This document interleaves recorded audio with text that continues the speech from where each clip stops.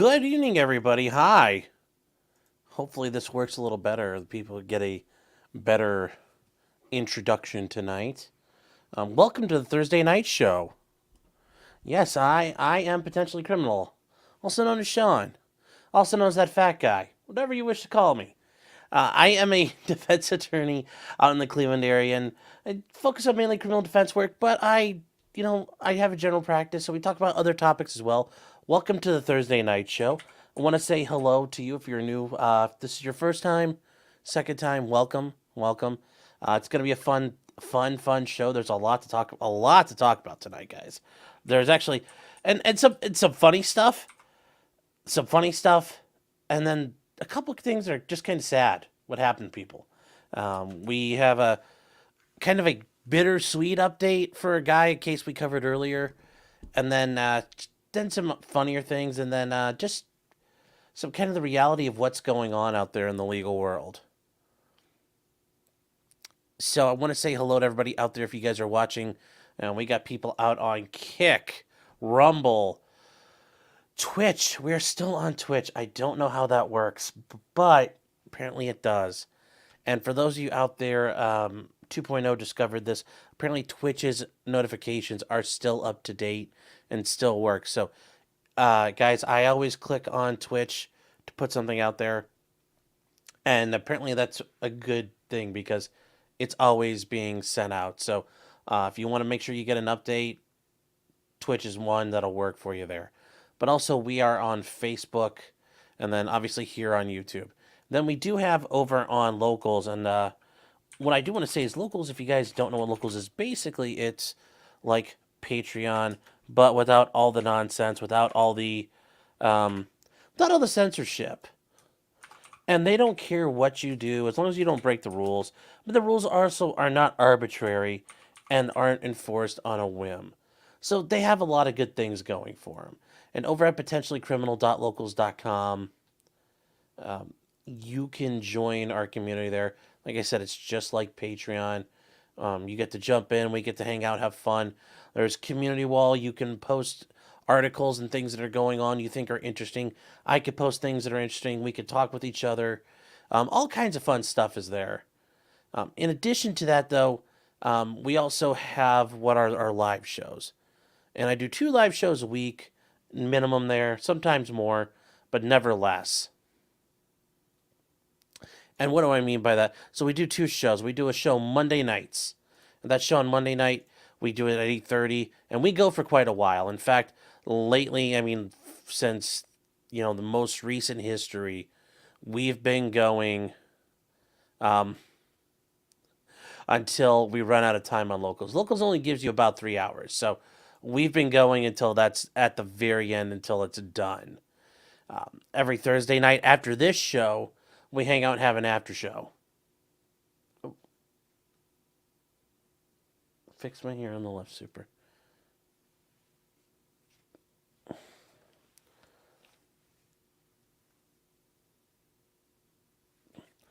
Only so much. I hope that's better, sweetheart. Said it was sticking out, and it's like, yeah, you get headphone hair very easy. But anyways, getting on to it. If you want to take part in those live shows, we do a live show every Thursday night. After this, we get to hang out. We talk about things that necessarily aren't on topic here, but also we can say all kinds of stuff that YouTube doesn't approve of. And those shows are reserved for the supporters. Now, to sign up to be a member, it's free to have access to the wall and all the information there. But to be a supporter, you do need to pay for that. It's $3 a month.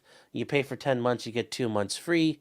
If you're unsure about that, you can use the promo code Criminals2024 and give yourself a shot and see what you'd like. Give your chance to look at it, see what you want to do.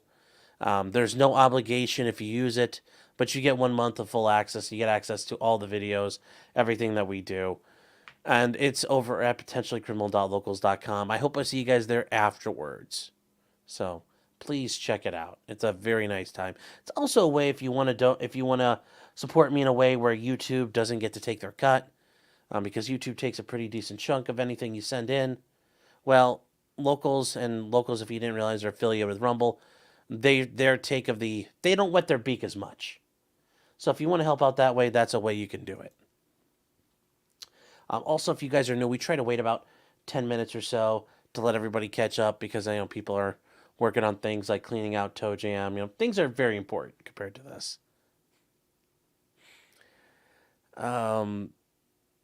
Let's go. Brandon says, I don't like how you were defaming the chili chef. I'm calling the ASPCA.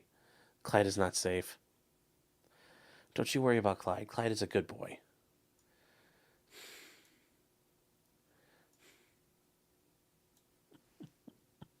Now, the other thing we need to do is, well, we have to worry about who got first because, that's one of the most important things in life. Who was first? Oh, and actually, yes, I can do that tonight, yes. So, who was first over in Rumble? Over in the Rumble ghetto. We got Job Well Done saying, who's Echo? Well, I'm not sure, but congratulations to you. And then over on Kick, and Kick just froze up on me, so I'm hoping I can reload it. Say, Kick needs to work on the interface a little better. I'm over in Kick. Well, I don't know. Nobody's over here, so it's like... Nobody's over on Kick. It's just me all by myself over there, chat. That's okay. I'll survive. And then most importantly, who was first over here? Nick. With first. Very appropriate. Very, very subtle. All lowercase. He just came, walk in, sat down, said, I'm first. That's an acceptable way to plant your flag. So well done, well done. Unhung Hero for $2 says, oh, I'm gonna come. Don't come. Don't come. And then let's go. Brandon says for $5, PSA, Locals is a scam, and Sean locks Clyde in the basement for the first 15 minutes of the show. I mean, I guess I do, huh? Hold on real quick. Hey, Clyde! Come here, buddy. Hi, bud. Come on. Come here. Hey, look. Come here. Hi. Hey. Up here. You were like the goofiest dog in the world. Come on, up here. Come on. Come here. Come on. Come on. Hey. Come here. Come on. Hey. Come here. I know he wants a treat. I already gave him a treat. Come here, Clyde. Look, say you want a treat? Come here. Come here, Dinglebop. Come here. Fine. Walk. There, you heard click-clacks. Proof of life has been established. I wish I could get him to bark on command, so. And then it looks like over in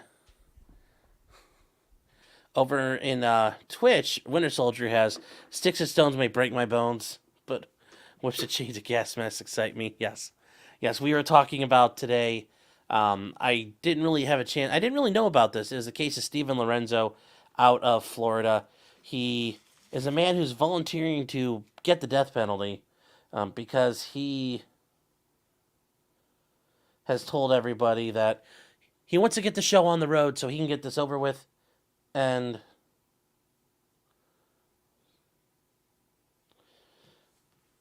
gets the show on the road so he can get executed and come back as another life form, another human being. He seems to think there's another one in the chamber for him after being involved in the murder of two guys. So apparently he believes in this weird version of reincarnation. Nico says, holy shit, not even close to first. Well, speaking of Nico, guys, when we're at the end, stick around. We've been working on ways to develop the closing and an outro here. So, has anyone watched the What the Hell? It's like a soap opera. Nope.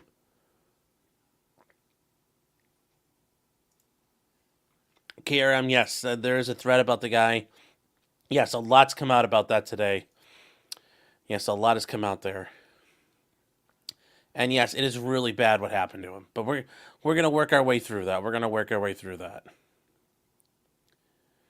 So, hold on. There's holy cow, a ton of you guys tonight.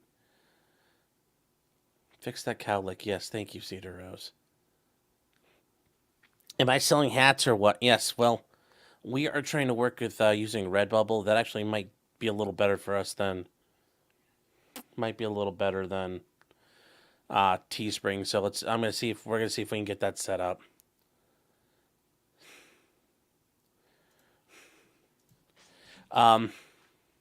Benjamin Lewis, a member for 2 months. Thank you. Says the ATF killed the head of the Clinton Airport in Arkansas. Yes, and we'll be getting to that. We'll be getting to that later. Stabby says, please clap. That's pretty much where we are.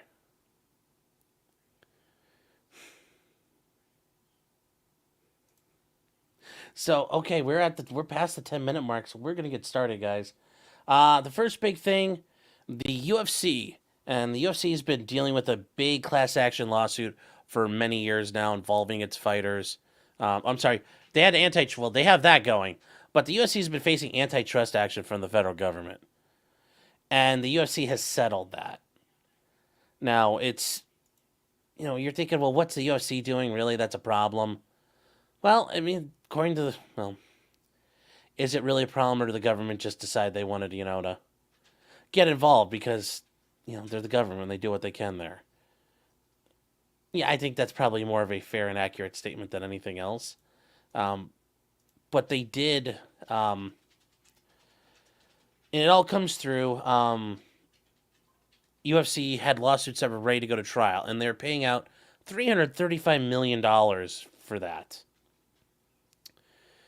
And TKO Group Holdings, which is the parent company of the UFC, filed a disclosure. And when you guys see that disclosure, this is what they're talking about. This is a disclosure with the SEC. So that's what's going on here. We'll get to this in a minute, but just so you understand, this is what they're talking about. So TKO reached an agreement that settles all claims of both class action suits for an aggregate amount of $335 million and is being paid out. So the plaintiffs in the first class action lawsuit numbered about 1,200 fighters. And I'm sorry, I don't know why I said all earlier. They've been working on this with the antitrust issues involving their fighters.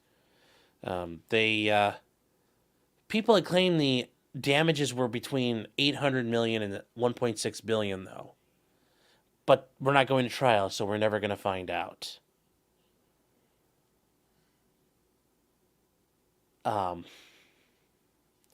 So it's an interesting thing that they're going to settle out for, and it'll show what they're breaking their money down to.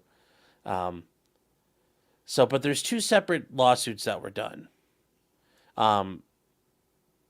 And everybody involved was trying to resolve this. Why? Because if we go to trial, it costs everybody money. And the only people who win a trial are lawyers. So everybody involved is getting, the UFC is paying money, not as much as they thought they were going to have to pay. And the fighters are getting more money than they had, which was zero. So obviously they're happy too. So the settlement is going forward. And this goes back to the entire thing about how the UFC engaged in a scheme to acquire and maintain monopoly power in the market for the fighters. Okay? That they use exclusive contracts, coercion, and acquisitions that eliminate competitors. And that was part of the issue, that UFC was closing down the other fight leagues and the other championships that were going on. Their contracts sounded really good, and I don't know if you guys understand this. The UFC contracts are very, very fickle. There's not a lot of guaranteed money. If you don't perform well, you can lose your contracts. There are also things like the UFC eliminating sponsors. So for a long time in the UFC, those guys had sponsors all over their shorts and, all over the place. Well, the UFC said, no, you can't do that anymore. You got to wear the Reebok stuff because Reebok's paying for us. They were kind of forcing people out of making money because a lot of those guys made their cash by, selling ad space on their gear. And that was taken away from them. A lot of things the UFC did to try to mainstream things, that took money away from the fighters, and that's been an issue. Ultimately, what was going to happen there? I don't know. I don't know, but the idea, like both sides, like, oh, we're gonna win. That was, I don't think it was clear cut. But they were going to go to trial over it. They were going to over trial over it, but they reached a resolution, and that resolution is part of their filings they did. Um, and this is the kind of thing that happens. This stuff has to get filed with the Securities and Exchange Commission, the SEC. If you guys don't realize, those are the same people Martha Stewart is accused. Well, they claim lied to her, and well, they put her in prison. So this is the issue that's going on here, and they're pointing out Form 8K. It's a report, and they're talking about what's going on here, and it's a disclosure. And this disclosure is because, Securities and Exchange, this is a publicly traded company. The shareholders have a right to know what's going on. The public has a right to know people who might be investors. So that is the issue here, and it is a disclosure stating that they're settling all kinds of lawsuits against them by former UFC athletes, violating Section 2 of the Sherman Anti-Trust Act. The 5 class action lawsuits between 2014 and 15, these have been going on for a while, were consolidated. That means they were rolled all together. And they were captioned Lee et al. V. Zuffa LLC. Because Zuffa was originally Zuffa, that was the original UFC parent company. And I think it still technically is, but it's all under TKO Holdings now. So, an additional lawsuit, Johnson et al. V. Zuffa, was filed in 2021. So, they reached an agreement to settle all claims in both lawsuits, Lee and Johnson's, for a $335 million settlement. It's being paid out over an agreed-upon period of time. The terms will be memorialized in a long-form agreement and then submitted to the court for approval. So we don't have the actual terms yet, but they've agreed to the basic things that, look, we're not going to go to trial. We'll give you $335 million. And everybody said, cool. The company anticipates the settlement amount will be deductible for tax purposes. And that's just so people are aware. Like, is this a tax liability for them? No. This is a payout, so their goal is to make it tax deductible. So, yes, the UFC is losing $335 million, but it's also getting cut off the top of their taxable income. So, just showing what that does there. And then this is just the information in this current report. It's a form. This stuff here is boilerplate down here, guys. They talk about this form. They talk about what this form is deemed filed for purposes of the Securities and Exchange Act. This is a lot of stuff here that this is more like white collar things. I don't really deal with this a whole lot, so I can tell you that, and I'll be honest about it. But hold on one second.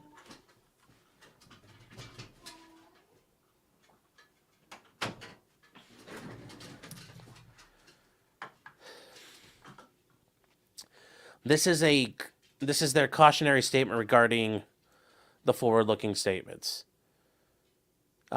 These statements are meant to provide information to the investors. So the investors take this. I deal with black-collar crimes. Oh. No. These forward-looking statements saying, look, we're resolving this. We plan to resolve it. It's based upon what management is saying, look, we're trying our best to resolve this. But they're pointing out this is not a promise or a guarantee.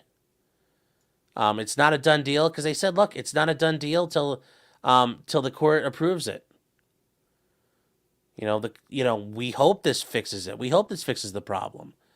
And this is also when you guys, if you've ever listened to, or you ever seen like stock trading, or you ever hear of like financial services being offered on the radio or on TV or on the internet, there's, promises nor guarantees, and they involve unknown and unknown risk, uncertainties, and other important factors that may cause actual results, performance, or achievements to be materially different from what is expressed or implied by the forward-looking statements, including but not limited to those important factors discussed in Part 1, Item 1A of Risk Factors in the company's annual report on Form 10-K for the fiscal year ended December 31st, 2023. So they're telling you, yes, they have to provide this, but this is a cautionary statement. These factors are updated from time to time, and yes, publicly traded companies have to do this stuff. There's a lot of SEC compliance that goes into these. And each of them are filed, and you can access them on sec.gov's website. And also the companies, all these companies have investor relations, and that one's investor.tkogroup.com. And that you can look there, you can talk. They have contact information as an investor, as a shareholder. If you're a shareholder, there's shareholder relations. But if you're looking to invest, who do I talk to? What can I figure out? So that is, and then down here, it's done by the chief financial officer, signs off on it. It's electronic signature, and that's done. So the UFC's lawsuits are done. Well, for now. Based on the way you hear stories about how UFC does things, and who they're, wrapped into now, that's probably going to keep going at some point. So, to quote the great Nate Diaz, these shoes fucking suck. Yes. Yes, there's a lot of problems with it. Scudex says dynamic fastener. Yes, there were rules on tattoos. There was all kinds of things. There were all kinds of things the UFC did. Low fighters make, $12K, yeah. Yep. And D-Sign saying similar to all talent contracts. To an extent, I mean, like the NFL, you get, like, the NFL's a talent contract, and there's a lot of guaranteed money there. Not tons of it, but there's guarantees. There's a lot of things there. The UFC is very, very cutthroat in its contracts. And also, you're getting severely injured as a result of all this. So, it's a bit different. It's a bit different there. The UFC versus the SEC, the Sneed Extreme Championship. Oh. Zero Fuck says, the UFC should make McMahon the CEO. Well, Vince McMahon was involved in, like, TKO Holdings and the Titan Entertainment Group. All of that has merged together. All of that's, a big conglomerate now. So, like, Vince McMahon, like, he's going to start shitting in somebody's hair. That's not good. But, no, TKO Holdings kind of, like, is the umbrella for all that. So, including that. It's actually very interesting. Anything goes, is that a lot for the UFC? Ultimately, no. That's the reason why they did it. They could afford to, blow it. Like the UFC holdings for the earnings for the UFC for 2023. Okay, so the UFC netted. Okay, so the fourth quarter Q4 revenue for 2023 for the UFC was $282 million. So basically, they're pissing away, like, ultimately, like, what's a quarter and a half of revenue. But remember, it's not all at once. It's over a structured amount of time. So they're not going to ultimately notice this. It's probably over a good number of years. So this is not going to hurt them too much. This is going to be it's going to be pretty mild. And Binary Death says, can they tax this? Yes. For the people getting it, they're going to be subject to tax. They're being compensated. And depending on how that compensation is being interpreted, but yeah, they should presume they're going to get taxed on it, unless they got good lawyers there.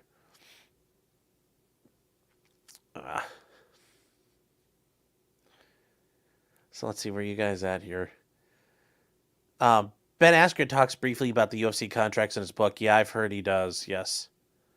Dude Wipes is a big sponsor. Yes, they were. A lot of people were big sponsors back in the day, but they're gone now.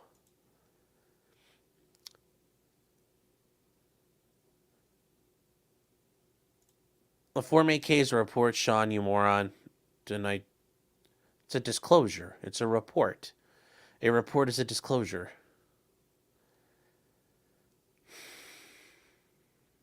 So,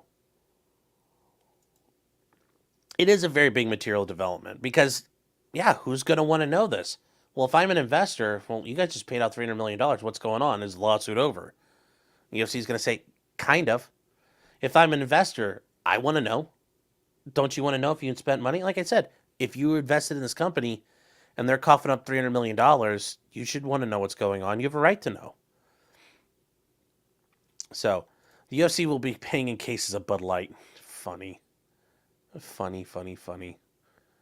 Oh, Gosney, Steve Gosney and gang came over. Hi, Gosney. How you doing? The Gosney raid, hello. David, hello. How are you guys doing?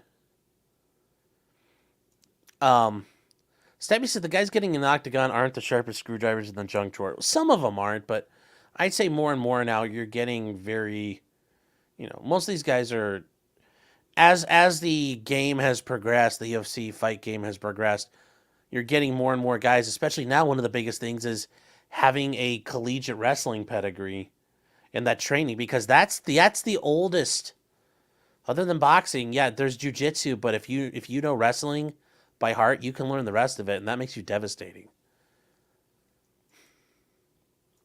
Bella says, yes, and this is tied into another case we've been watching, Cain Velasquez's attempted murder trial out in Santa Clara County, California. He's accused of attempting to murder the man alleged to have sexually assaulted his son, but when he did it, he shot the wrong person in the car. So, yeah. But yes, there are. It looks like Cain is going to be making arguments about CTE because medical records have been subpoenaed by the defense team. So yes, looks like they're going to be arguments about CTE and the lack of medical care received in the UFC as part of the reason why he lost his mind and tried to kill this guy. So it will be very interesting with that, how that's all going to play out, the dynamics there. Let's go. Brandon says for $2, summon Clyde to face Val's allegations. Thank you. Clyde is just eating treats. He's not showing up. Axe is Manscaped a sponsor to, like, me or the UFC? I think Manscaped's a UFC sponsor.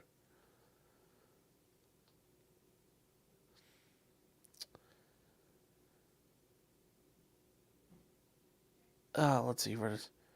Stacy said they had it coming. Oh, the people?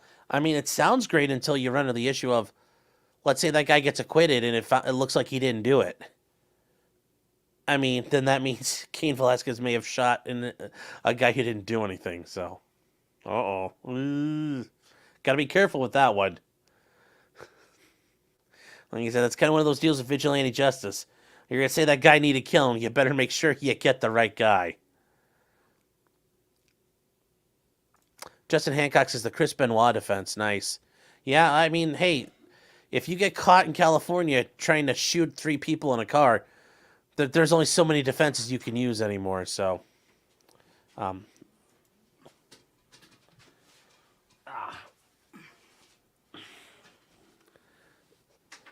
Okay, so now we're back. Yeah, see, guys, that's what happens. And now he's like, where'd she go? She left me with him. Oh, no. Clyde, hey, you got something to say, buddy? Anything about Building 7 tonight? No? No? Did the Fed scare you away? Did they tell you to stop? Building 7, WMDs? Timber Sycamore? No, we're not talking about any of that tonight, Bubba? Okay, I guess we're not. Clyde gives the weeb a cold shoulder. I am far from being a weeb. Oh, Steve Gosney, how you doing, man? Good to see you, Steve. Hope you're doing well. Hope you're doing well with all your work over in the public defender's office, kicking ass in the appeals. Clyde leads in and says, but they did 9/11. Yes. Wah. All right, guys. Okay, so the next thing, this is a little bit more of, I feel like every week is like a Trump update. I don't know what else to say, because there are, it's like Trump, there's like Trump updates, and there's always like Delphi updates. Delphi updates are going to come in a separate thing because there actually is a lot of goofiness going on in Delphi we do have to talk about. And I'm hoping we could do that this weekend. Not sure which day we'll be doing it, but um, we'll be trying that. Here you go, buddy. I'll put you down. Yes, Donald Trump. Yes, you may have heard of him. Former president of the United States. So, Donald Trump, he was given basically the $464 million judgment against him by Judge Engoron, the brilliant jurist out of New York. Well, it's from his attorneys. They said he cannot post that money yet. Now, his attorneys are asking for a lower bond amount because for Trump to appeal, he has to have that money posted. And that freezes and stops Letitia James from going after his properties and everything that's listed in the groups and entities that were part of the massive lawsuit where she went after everything Trump and his sons had done out in New York.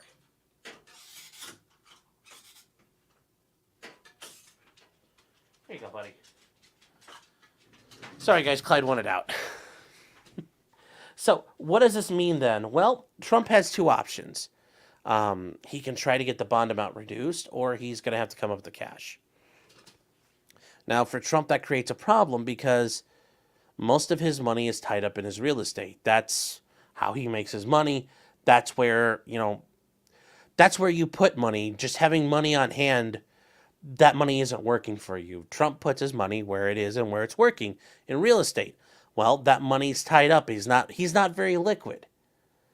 And that creates a problem because the only other option for him is to get an insurance bond for that amount. And there are problems with that.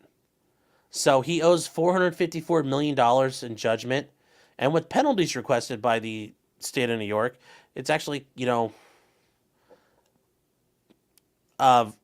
interest is $112,000 each day. So every 10 days, it's $1 million. I mean, think about that. Every 10 days, it's $1 million. So, and notice it's 456 now. It was 454 earlier. These are big numbers, so big numbers equal big problems, and like the song goes, "Mo money, mo problems." Well, there's 456 million of those problems right now. Now they're trying to seek a bond, and getting the bond, and basically somebody to insure him, and they would post the money for him. He needs collateral of $557 million or 120%. The full amount's due Monday. So that's the one thing. He's got some time. He's got time till Monday to figure this out. The judgment also comes after the $91 million defamation case. Now, that one's a little different. E.G. and Carroll just can't come in and take all of Trump's shit.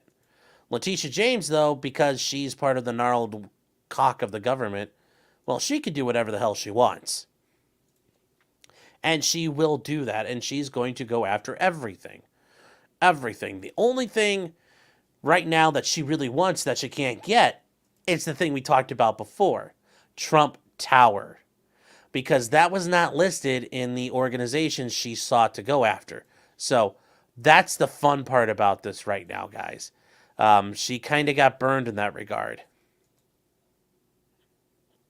So that is the neat part here. We talked about that before. It was very, very funny. And that was the best part of all for that. But for right now, we'll see what happens.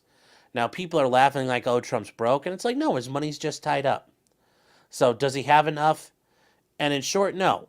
And yes, the estimators put his net worth between 2.6 and 3.1 billion. But the cash on hand is different. And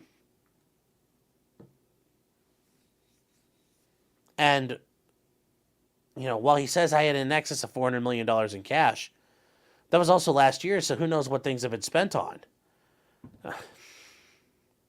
And the biggest issue is they need to find a Treasury Department approved surety company. And when you guys, and if you've never had to deal with posting bond or having somebody trying to post bond getting out of jail, they're surety companies and they're insured and they have underwriters and people backing them. Well, once you get to this level of surety and insurance, the Department of the Treasury has to be involved. So uh, there's that's the issue. And the thing is, it's not like if you have a $100,000 bond in a criminal case. Well, I'll put up my house. Um, he can't put his properties up. They won't let him. It doesn't work that way in this situation. So that's a problem because a lot of these properties could be. Although you can see Judge Engoron saying, nope, that's only worth $10 million. You know, like you said, Mar-a-Lago's only worth $18 million apparently to Judge Engoron, the brilliant jurist. So he did make a comment that he might have to sell some of his properties for fire sale prices, which he might have to give away a property for a smoking hot deal to get the cash together. But that's, if nobody's willing to insure him, that's what he'll have to do, and that's, oh well. And even if he gets the appeal and he wins and he all gets overturned, he can't come back to the state and demand need to be recompensed because I had to sell a property off for a massive loss. Oh well, that's going to happen. So, you know, nobody wants his real estate though, so they want cash. And when it's something this huge, yeah, it's too much of a hassle. Cash is king. Cash is always king. You might think crack is king. That's only when you're dealing with Hunter Biden. So, if you can't find the cash, yes, Letitia James, oh, so brave. Bravest black woman ever. She's immediately going to start seizing things. And in fact, some of Trump's property, she's already had filings put in place, which she can't execute on them. And I would argue filing ahead of time is, I would argue she shouldn't be allowed to do that. But, what are you going to do? The government's going to do what it wants because you can't stop them and nobody's going to tell them no. So, an appeals judge declined to do it, declined to pause the judgment or limit things. But the full Court of Appeals panels, they could reach a different determination. They can make him a smaller bond. They could say, you got to post $100 million. Or they could say, you know what, the whole thing's on pause. We're not going to make you do it. And I think there are some issues with, is this a Eighth Amendment violation? Is this excessive bail? Is this a fair punishment? Like, this is excessive fines and fees. This is massive. We'll find out. But right now, nothing's happened. Nothing has happened. So, I don't know what's going to happen. I don't know. Don't know at all. Matt T says she's a thief. Yes, she is. Yes. Alpha says meh, pre-filing happens. Yeah, but she's doing this to fuck around. I mean, she's making it known what she's doing. She's doing what she can because she can do it. So.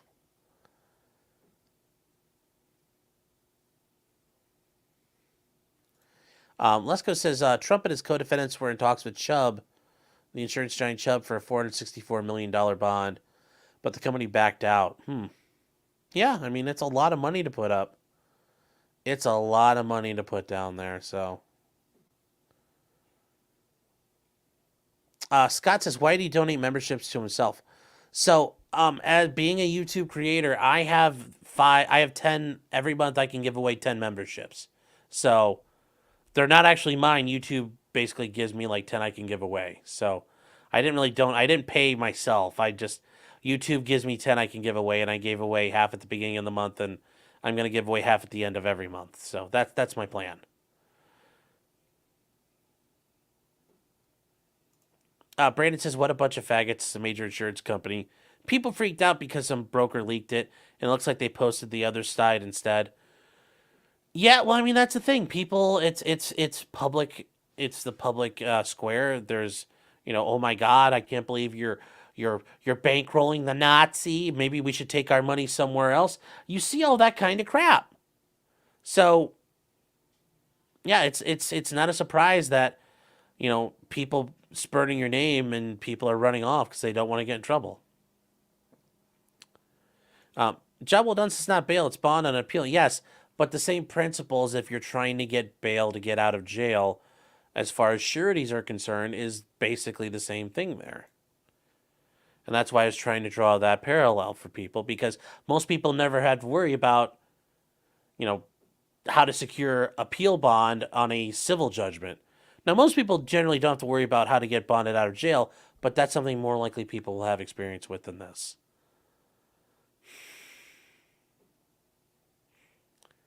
So, can I make sure Puerto Ricans don't get gift memberships? No, no.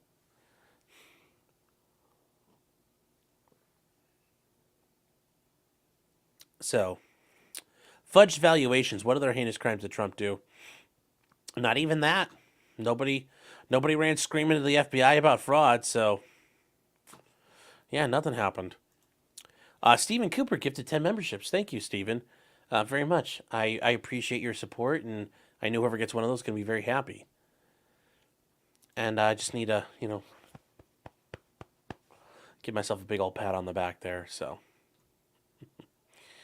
there's nothing wrong with that.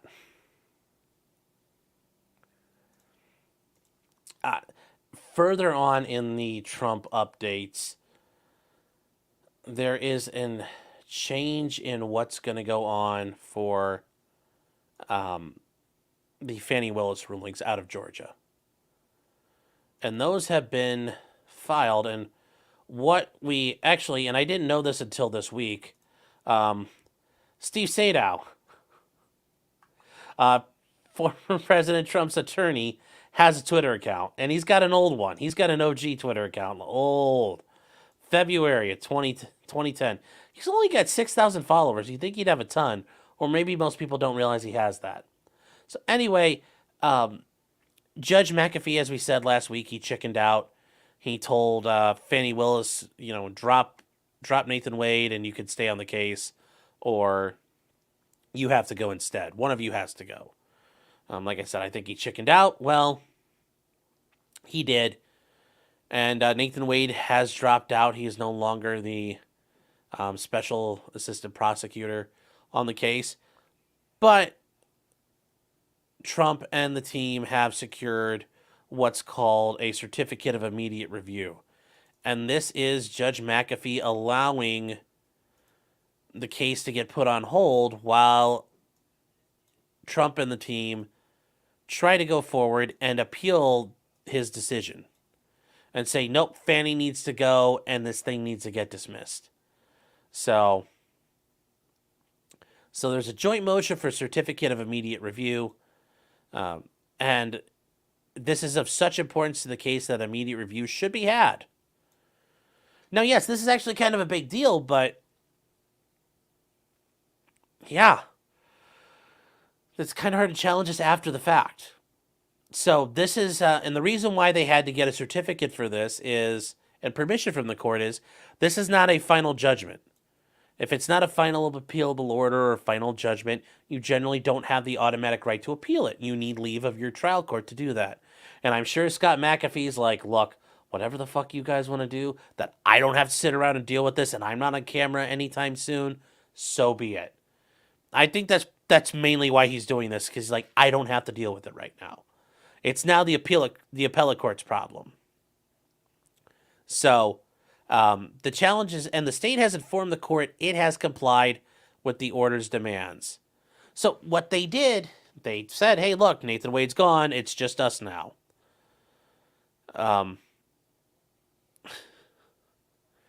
So at this point, it is now going to an appellate court, but the appellate court has to determine whether or not they're going to take it.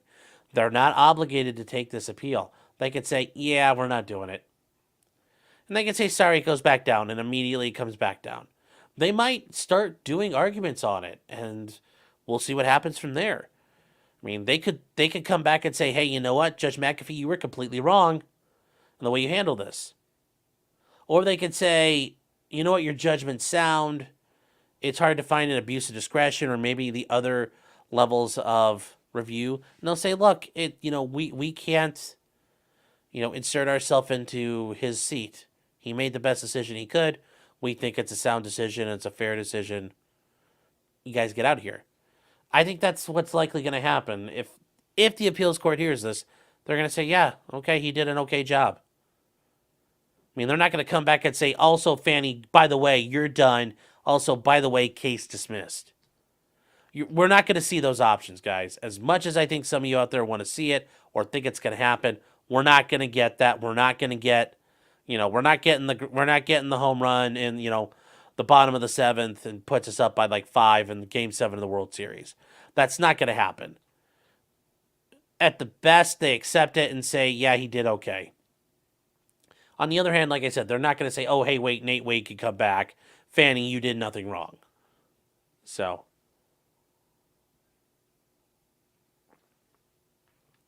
He said, though, the court intends to continue addressing many of the other pending pretrial motions, regardless of whether the petition is granted within 45 days of filing, and even if any subsequent appeal is expedited by the appellate court. And there's all kinds of things he has to rule on so far, but getting rid of this topic, he's like, I don't want to fucking touch it. No more Fani. I don't want to hear her goddamn name anymore. I just, let's argue about the other stuff. I think that's what he wants right now.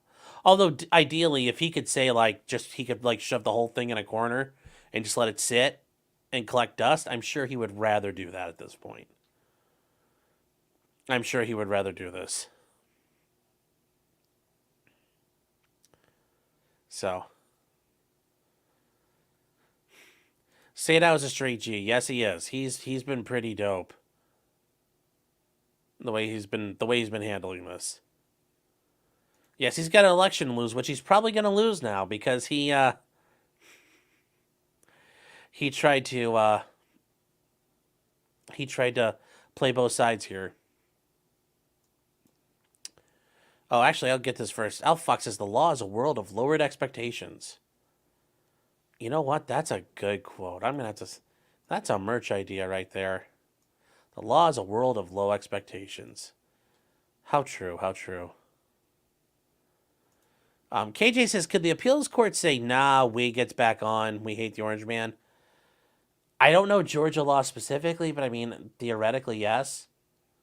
I mean, they could overturn things. I'm sure Fani's going to make Fani's probably not going to make that argument. I'm sure Fani's going to say, look, judge's decision was sound. We agree there were probably some problems. Look, we fixed them. Just leave it be now. If I had to guess, that's what the argument she'll make.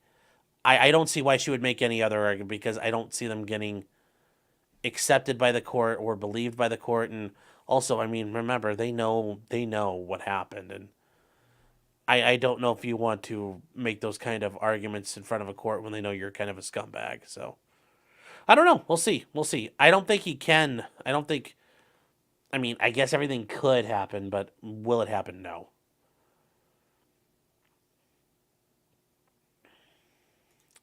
It's Trenton says the judge wants to hold a club to hold over Fani. So about that primary opponent.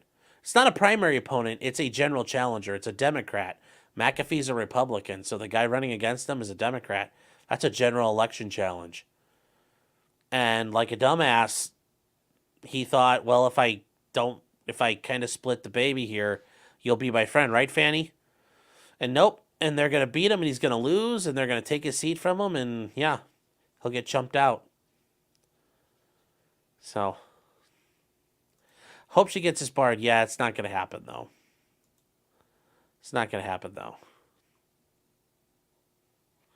So. And that is the ultimate. That's from, Judge McAfee. And that's it for what happened there. So. That is kind of the big Trump updates right now, guys, as far as things are concerned. I mean, there's other things out there, but those, I think, are the more relevant ones. Those are the more relevant things. But moving on to Georgia and another RICO issue. We kind of got a whole RICO thing tonight. We got a RICO theme. Is Young Thug's RICO trial. And I'm not joking. You qualified. This is a real thing. We heard now, and this is one of the Witnesses the state has called to testify. And oh,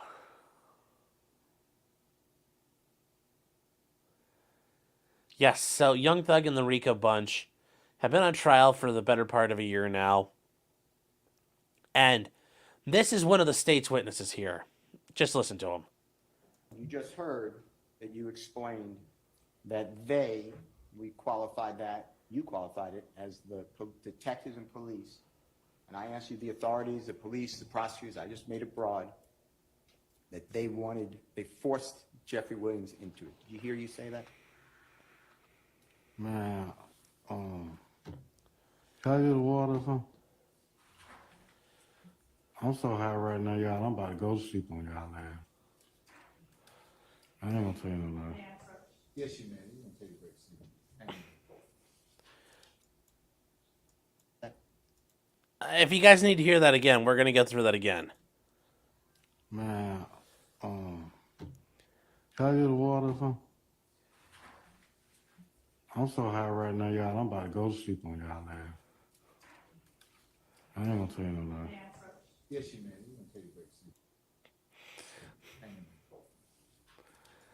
That really happened in court. That happened in court in front of a jury. Man, I'm so high right now. I'm about to go to sleep on y'all. Yeah, Dave's not here, man. Yeah, he's not enough. He's not enough. Yeah, it's yeah, don't show up to court high, guys. Now, apparently, like a lot of places around here, judge be like, "What the fuck's wrong with you?" But here, apparently, wasn't a big deal. So yeah, it's okay. Yep, it took them 11 months to seat a jury. But that's the next issue with Young Thug. That's the next thing. Because now it's come out that in this trial, well, there's some issues. And this is from one of the long crime reporters. This is a motion that was filed by DeMonte Kendrick, one of the co-defendants. The state has, and we already talked about this, the state intends to do 400 witnesses as part of its trial. Since the start of the trial, they've only done 40 witnesses. And they started back in November of last year. So November 2023, this case started. And they've only done 40 witnesses. And we've watched all kinds of trials in the meantime, guys. The Daniel Howard case, Hannah Reid's case, they put out 30, 40 people in a matter of days. And it's not just the issue that there's multiple defendants, there's multiple questions, there's all kinds of logistical issues. This is incompetence by the state. This is the state just dragging it out and making the process be the punishment. So this is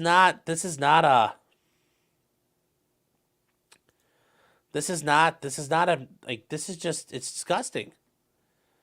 At the present rate, it will take until approximately October 2026 to complete the presentation of the state's witnesses. Thus, the present trial could take well into mid-2027 to complete. So remember, the defense gets to go. And this is untenable for the 15 remaining jurors or the defendants who remain jailed and without bond. And that's the issue. Like, these guys are sitting in jail, and this thing is dragging on at a glacial pace. The jurors are being forced to sit there. You know, it's some of those people have jobs where like, yeah, we'll pay you while you're on jury duty. I'm sure that they only anticipated paying for a week at most or something like that. But yeah, hey boss, I'm gone for the next year. Bye. I'll be into work some days, maybe. No, there's no way in hell a company's going to support that. This is the court and the state really taking advantage of abusing the situation here. This idea it's going to go to 2027. A lot of these attorneys are stuck. They aren't having time to practice other things or make other money. Like, I think the one girl who was the attorney said, like, yeah, I got paid 15 G's to represent this guy. Now you're making me like live on 15 G's for the year. Yeah, this is a big fucking problem. And the court has caused this because it hasn't controlled the state. And this is it's a waste of time.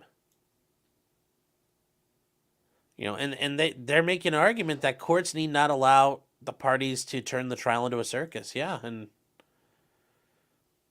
you know, the litigants in a case don't own the court. And that's true. The prosecutor doesn't own the court. The state doesn't own the court. So it's just bad. It's bad. There's issues of speedy trial. You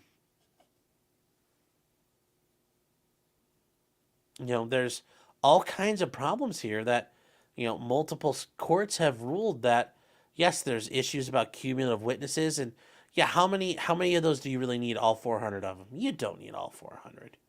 You don't. You don't need all 400 of them. Old Line Red says there's no way to sustain this hardship. They're going to lose jurors. I'm surprised they haven't lost jurors at this point. I'm surprised jurors just haven't quit. Because let's say I don't show up to court. The judge holds me in contempt. Fine, send the sheriff deputies after me. And I show back up at court. Why aren't you here in court? Because I'm going to lose my house and my kids are going to live on the street. There's no... He's not going to... He tries to give you any contempt for that. That's not going to go anywhere. So, yeah. It's a non-starter. And Carrie says, I don't think people can be arrested for just being high. Well, no, it'd be a contempt of court thing, like showing up to court high, although this judge doesn't do that, so he's kind of cocked, especially after the fight he had with the defense team.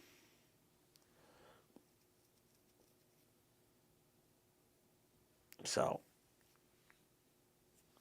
And Gina says, that's all hard to do when you're working 3 hours a day. Yeah. Yep. Yep. They had to take a suspension in the case back in January because one of the defendants got stabbed up in the jail. And it's like, maybe they shouldn't be in the jail. Maybe they should be out on their own. That's just crazy talk, though. So. Yes. Yeah. Young Thug's lawyer, Brian Steele, snapped at the judge yesterday. He did. But I don't want to just watch that clip. I want to watch part of that day and the lead up to it. Because, yes, he had a big fight with the judge, and he held his ground and deservedly so. I think that's something worth looking at. We might look at that tomorrow if we get the time. Because I will say tomorrow at 11 p.m. we're going to be hanging out with Jeff over Legal Vices. He'll be hanging out with us and talking about, maritime law, be drinking, having some fun, just hanging out. So... that'll be tomorrow night at 11 p.m. So a little earlier tomorrow night, we will we'll probably bust out, take a look at Young Thug and take a look at what his attorney did and whether or not it was a good thing or how that could have been done differently. And personally, I think he did everything he had to do there. Yes, this is another Fani case, and the attorneys involved in that, those guys are they're her like A team. So, if they're her A-team, oh boy. Yeah. Yeah, it's a preview of the Trump RICO case in so many ways. In so many ways. And Malcolm Combs for $2 says, I hope the YSL trial tanks for the state. I think it's already there. So. Luke says, I think they have 3 jurors left before they need to miss trial. Yep. They have 15, but they're going to end up at 14. Then they're going to end up at 13. They're going to end up with no alternates. And then, yeah, if somebody quits at that point or can't keep going, mistrial. So.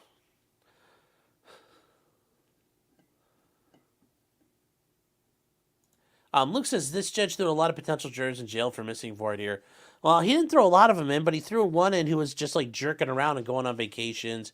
He threw in another girl who was playing with her phone. Like, some of the stuff he punished is just very uncouth, dumb fuck behavior in court. You shouldn't do, and you shouldn't have to be told not to do it.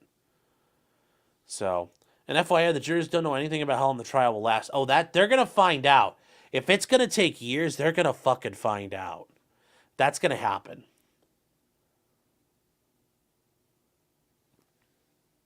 Guaranteed. Guaranteed.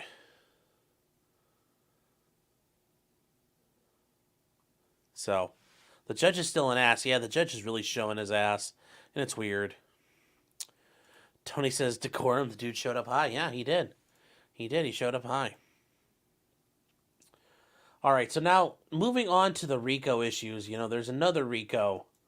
There's another RICO we need to talk about. You know, the bravest bartender.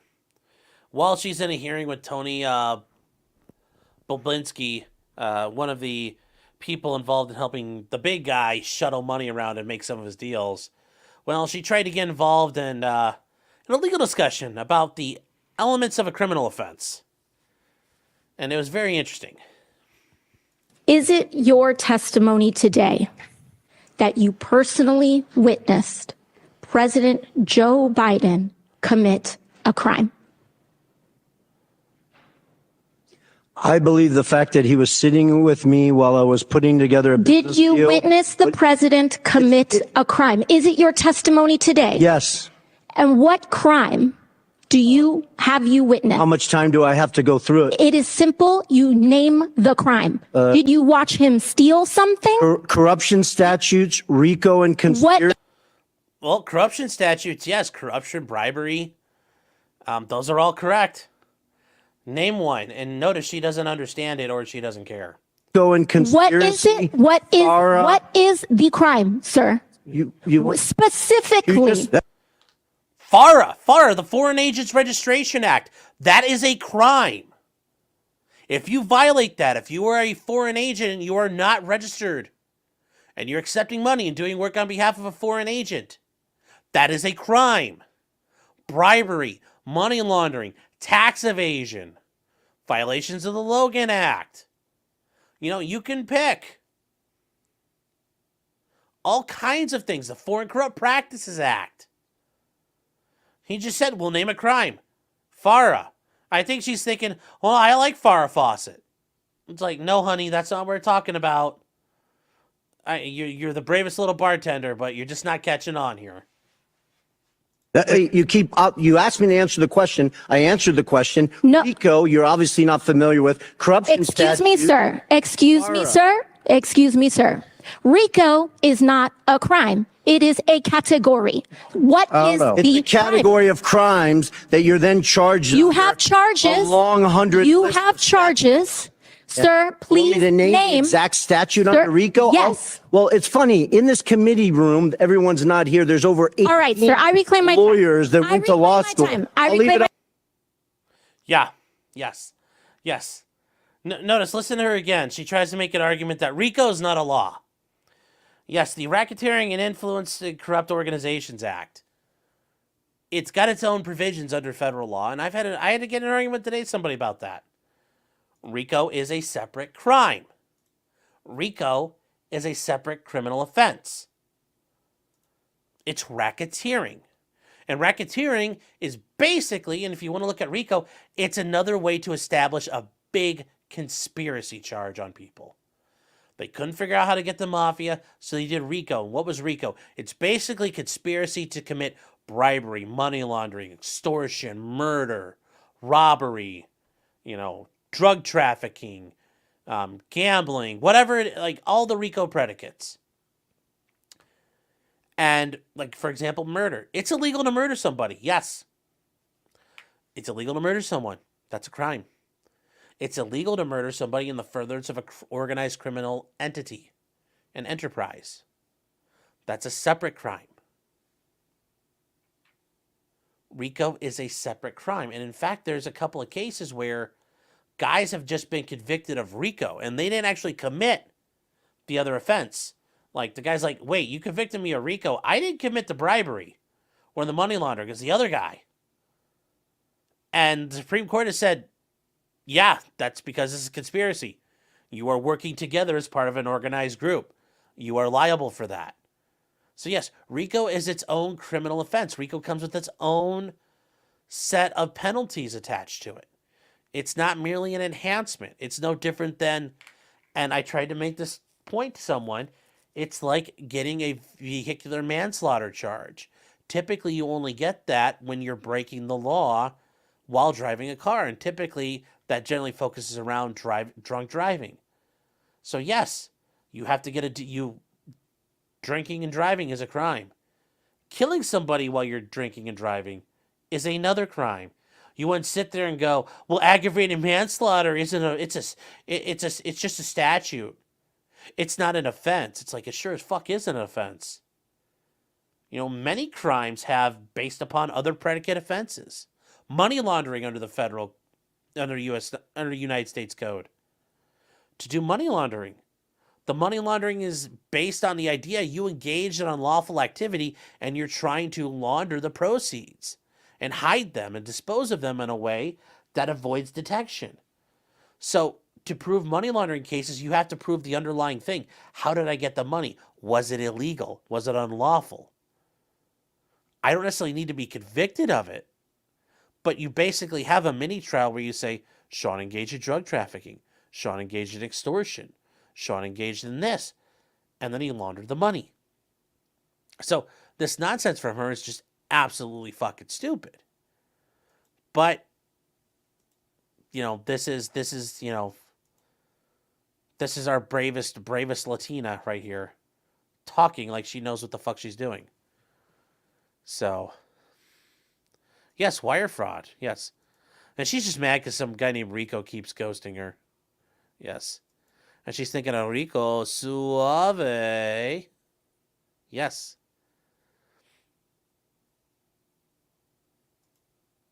Alpha Fox says yes. So not a crime that states have their own statutes for. Yes. Yes. It's very, yeah. It's very true. Yes. The head move is great. But yes, I love it. It's like Farah. She's like, that's not a crime. It's like, sure as fuck is a crime if you violate it. Dark Lotus says these RICO wannabes are too dumb to run the case like Rudy Giuliani. Yeah, and that's the thing, guys. If you weren't aware, Rudy Giuliani made his bones as the U.S. Attorney in the Southern District of New York, busting the mafia, and he used RICO like crazy. And I still think RICO is an unconstitutional thing, and it's not, the state invented laws out of whole cloth, which, it's because the criminals were getting the better of them. And it's not that the criminals were breaking any more laws, it's just they were the law didn't cover that. And so the government got mad and they couldn't go after him a different way. So they had to make a law that the mafia could escape. And look what they did. They made it to fight the mafia, and now it attacks us. RICO is used everywhere now. So.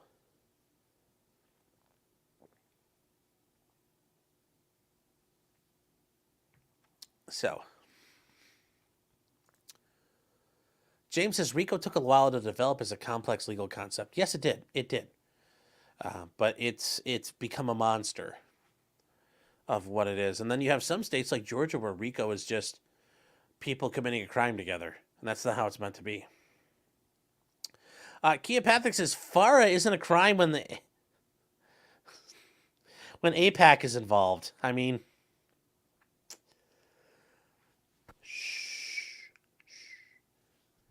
they're going to shut us down. Don't fucking say that too loud, brother.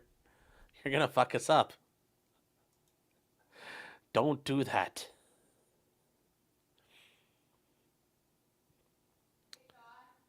And Porcelain Thunder saying, does that more unrealized chump is charged with that? Yes, but remember, RICO in Georgia is very weird. RICO in Georgia is basically if 3 people commit a crime together. Not even you can establish a conspiracy. 3 people commit a crime, it's RICO. So it's not even federal RICO. And a lot of states like Ohio, it's called participating in organized criminal activity. That's a little more, like there's things to it. Hold on one second, guys.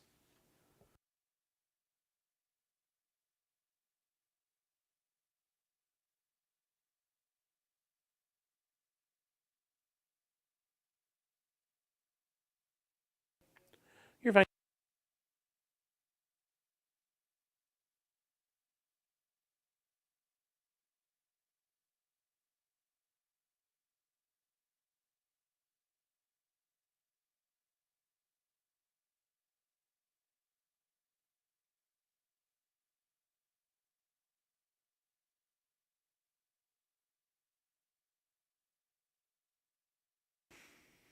Sorry, I was muted. You can be convicted of RICO only and not the underlying predicates. Because remember, the best way I've ever heard it described is RICO is a conspiracy offense.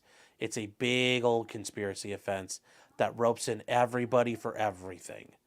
I'm not joking. When you guys watch, like in Goodfellas, when Henry Hill gets out of prison and Paulie's sitting there cooking and he's like, I don't even want you touching drugs. He's like, the one guy got 25 years for saying hi to somebody. Yeah, it doesn't take much. If they think you're part of that organization, they roll you all up in it.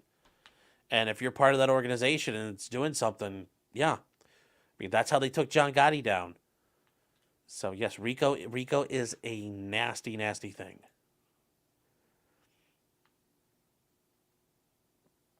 So, no ATF live stream footage, thank God. Well,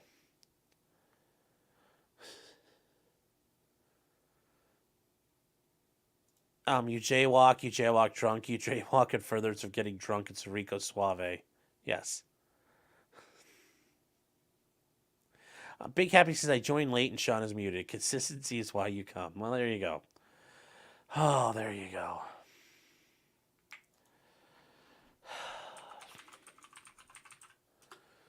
I mean, and I guess another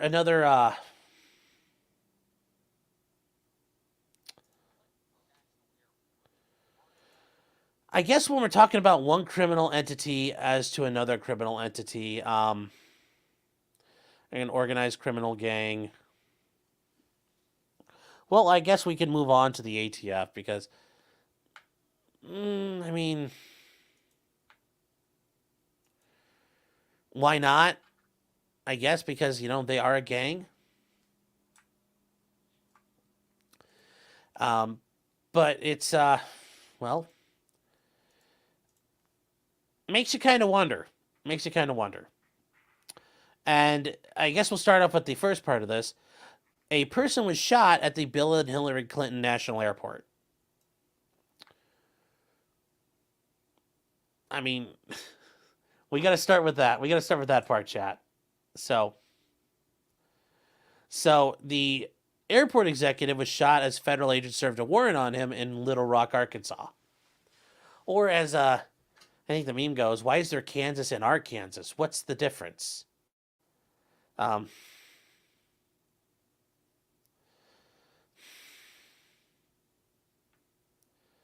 So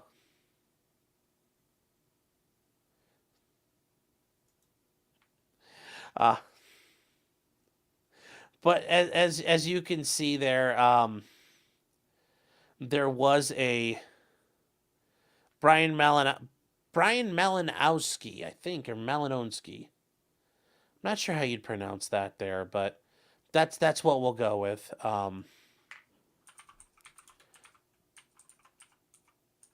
Is that how you pronounce it? Yes. I think it's Malinowski. Was shot by the ATF as they were executing a raid on his gun safe, and he was shot in the head.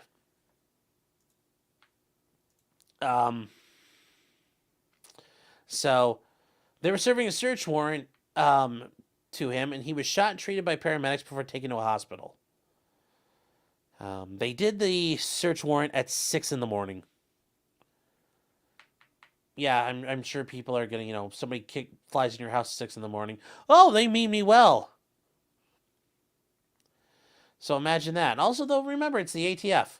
So, who's telling the truth there? And an ATF officer was also shot during the incident. You know what? Oh, well. Oopsie poopsie. I hope it hurt like hell. Fed boy.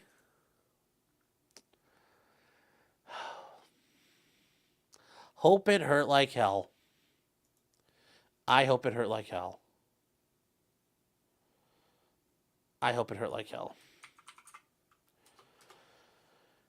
There's only so much we know right now, and we don't know tons.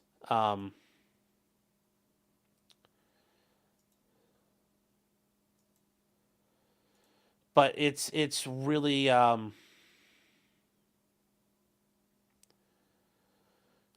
there's a lot of problems with it. And we have some basic evidence. And a lot of it's available online. And we're going to go through it real quick because I do think it shows you what we're looking at. What we're dealing with here. Because we do have the probable cause statement. And it's not really, you're going to look at this, you're like, what the fuck? You're going to look at this and say, what the fuck? It's just absolute garbage. It's absolute fucking garbage, but it's the ATF, so they're going to do what they want. They're going to do what they want. So, actually, why am I not just, hold on here, I'm an idiot. I know some of you are saying, wow, that's a shock, but,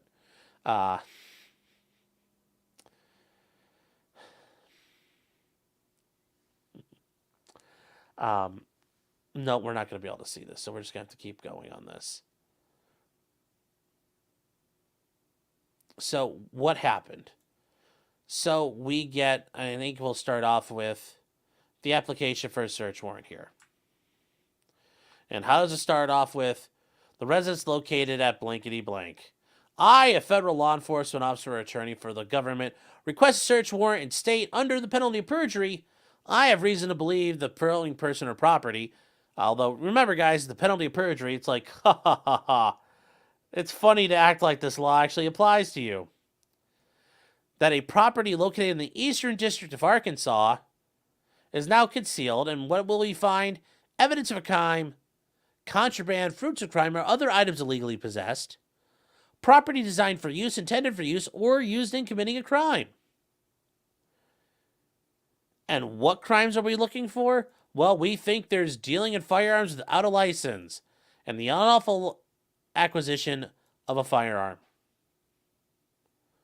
Yes, that's what we're looking for. And, well, a magistrate judge signed off on it, so, I mean, it's got to be good, right? It can't be all bullshit. I mean, it can't be, right? Right? Guys?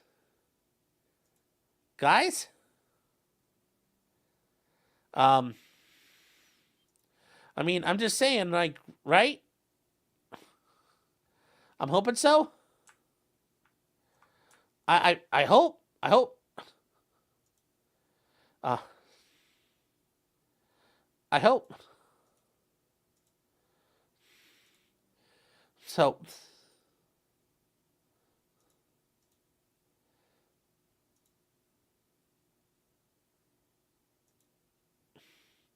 So where do we start? We start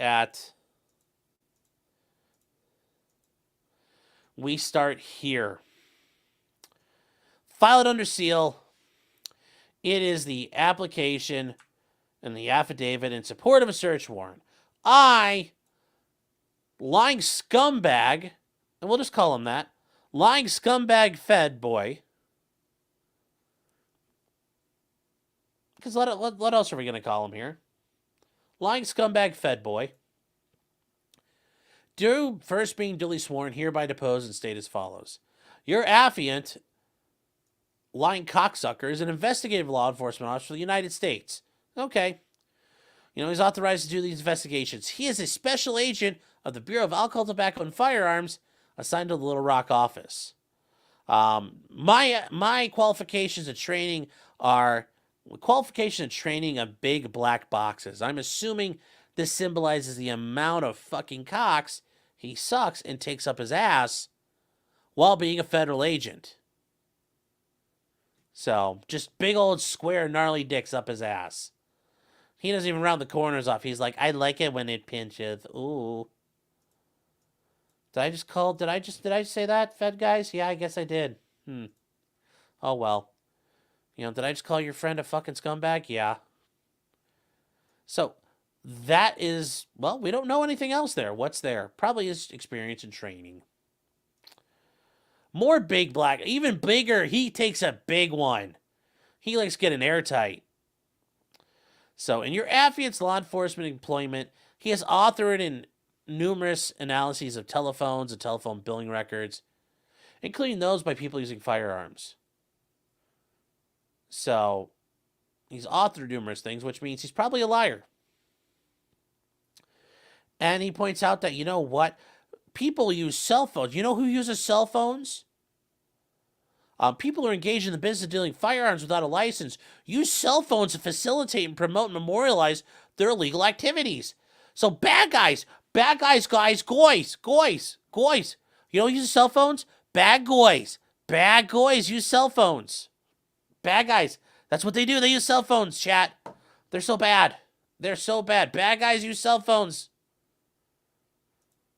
Bad guys, they use cell phones, chat. It's so horrible. The bad guys are using cell phones.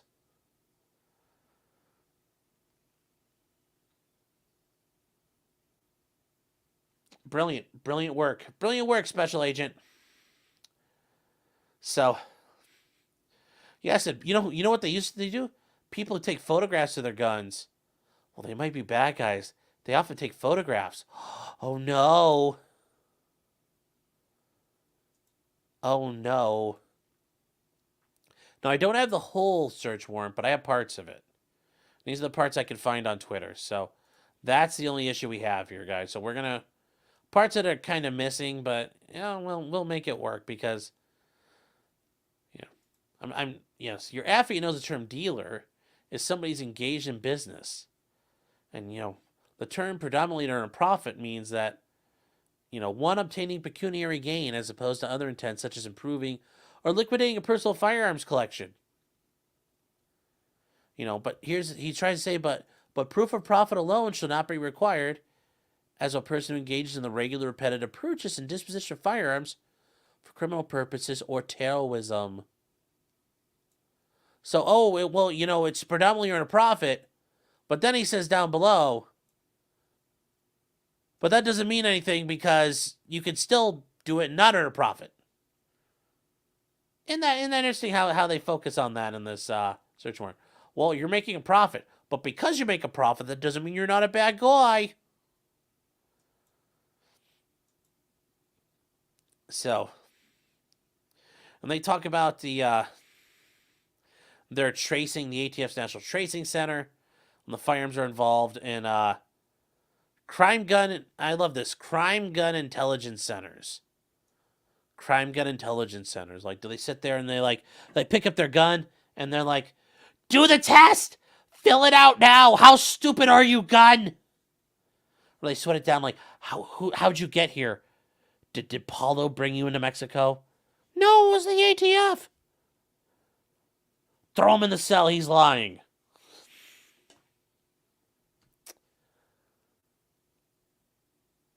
Yes, crime guns and crime phones. Yes.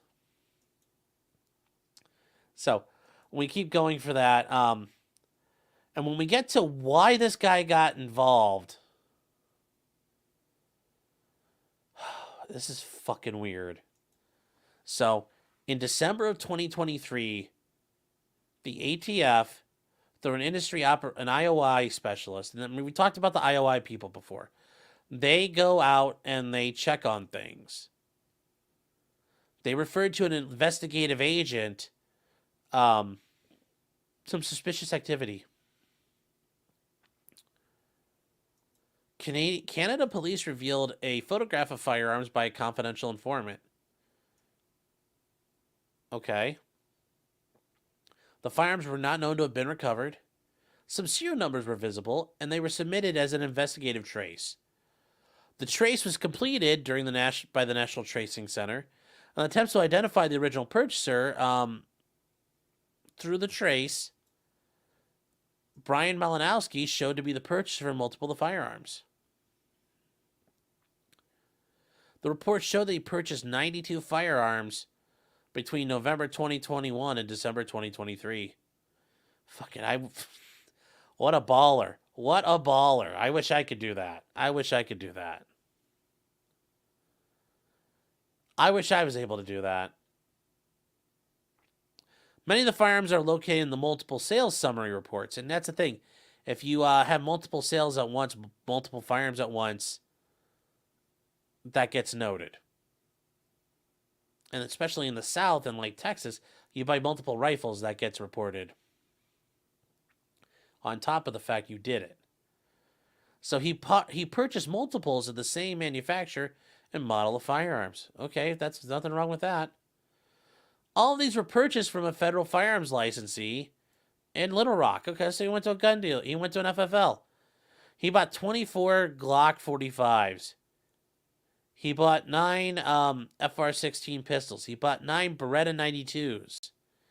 He bought 7 North American NA-22s, which are little shitty 22 pistols. He bought 4 SAR-9s, SAR-9s. Those are basically Turkish Glocks. He bought all kinds of shit. Okay. None of this is a crime so far. None of this is a crime. None of this is a crime. None of it's a crime so far. I mean, I don't know about you guys, but I haven't seen the crime yet. Like, where's the crime? Where's the criming? I haven't found the criming yet. And I mean, we're at part 32. Like, is this a crime yet, chat? I don't think so. I mean, not to me. Nothing illegal's happened. So, is there? Oh, there's. Sorry, I gotta get the other ones up here.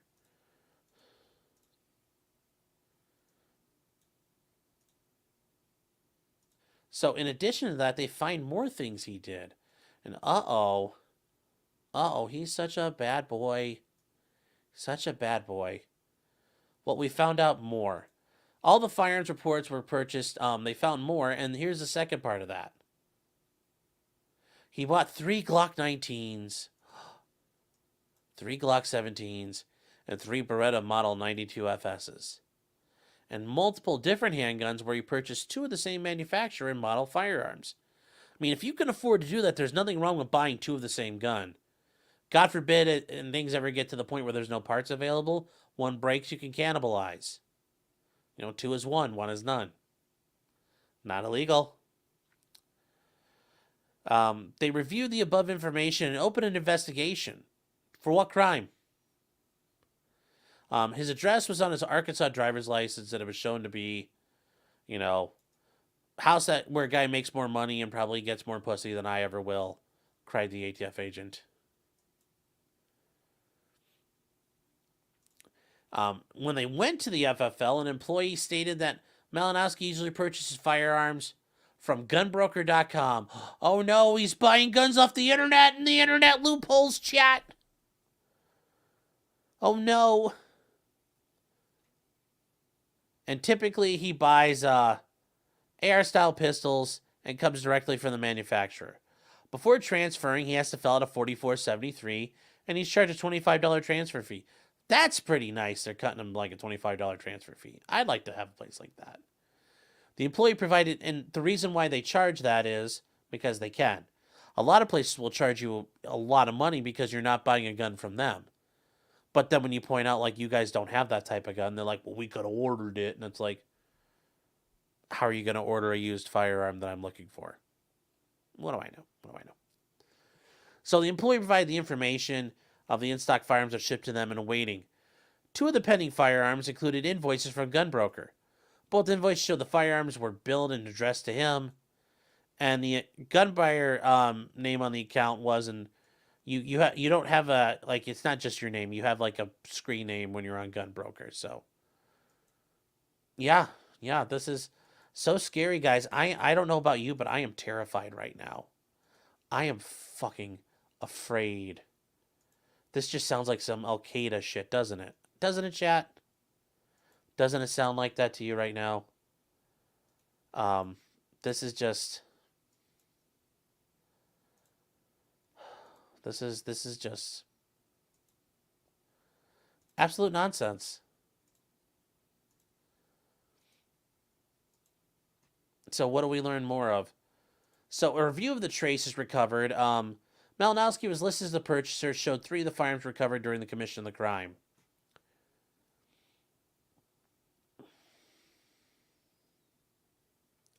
So 3 times. This guy who buys tons of guns and looks like he had a lot of money. 3 times. That's it. 3 times. Not like 100. I mean, because that would be the ATF. I mean, like, how many guns do they trace back? Yeah, am I messing what the alleged crime was? Yeah. Yeah. Benjamin's right. Did he sell them to a bunch of Nazis in Ukraine? No, we do that. And Ron's right. So far legal. Yep, so far legal. KRM says $20 per transaction, so I could transfer 20 guns for $20. Well, I mean, at the volume he's doing it, yes, probably, but also most places aren't going to jam you up per gun. That's kind of ridiculous, at least in my experience. Isaac Baruch's Wholesome Gabagool Art, though, says she puts the RICO in Puerto Rico. Shade Chaser says it was self-inflicted for sure, yes. And Hunch Dirty Roofer for $5 says the ATF thought his name was Belgian Malinois in their defense. Said Amon Rezu for $3.11.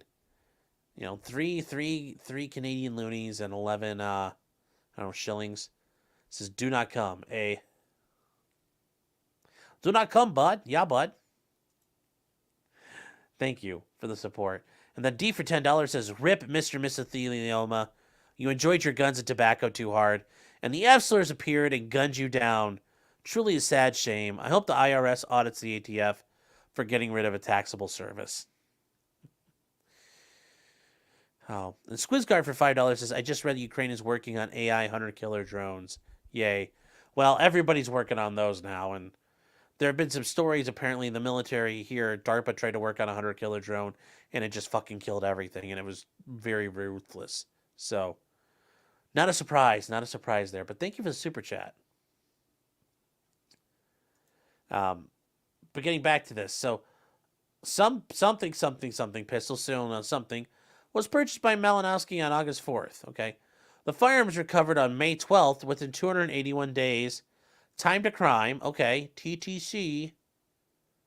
The fire was conducted a traffic stop where somebody was in possession of it. Also in the vehicle was a subject of a 4-year-old child. Oh no!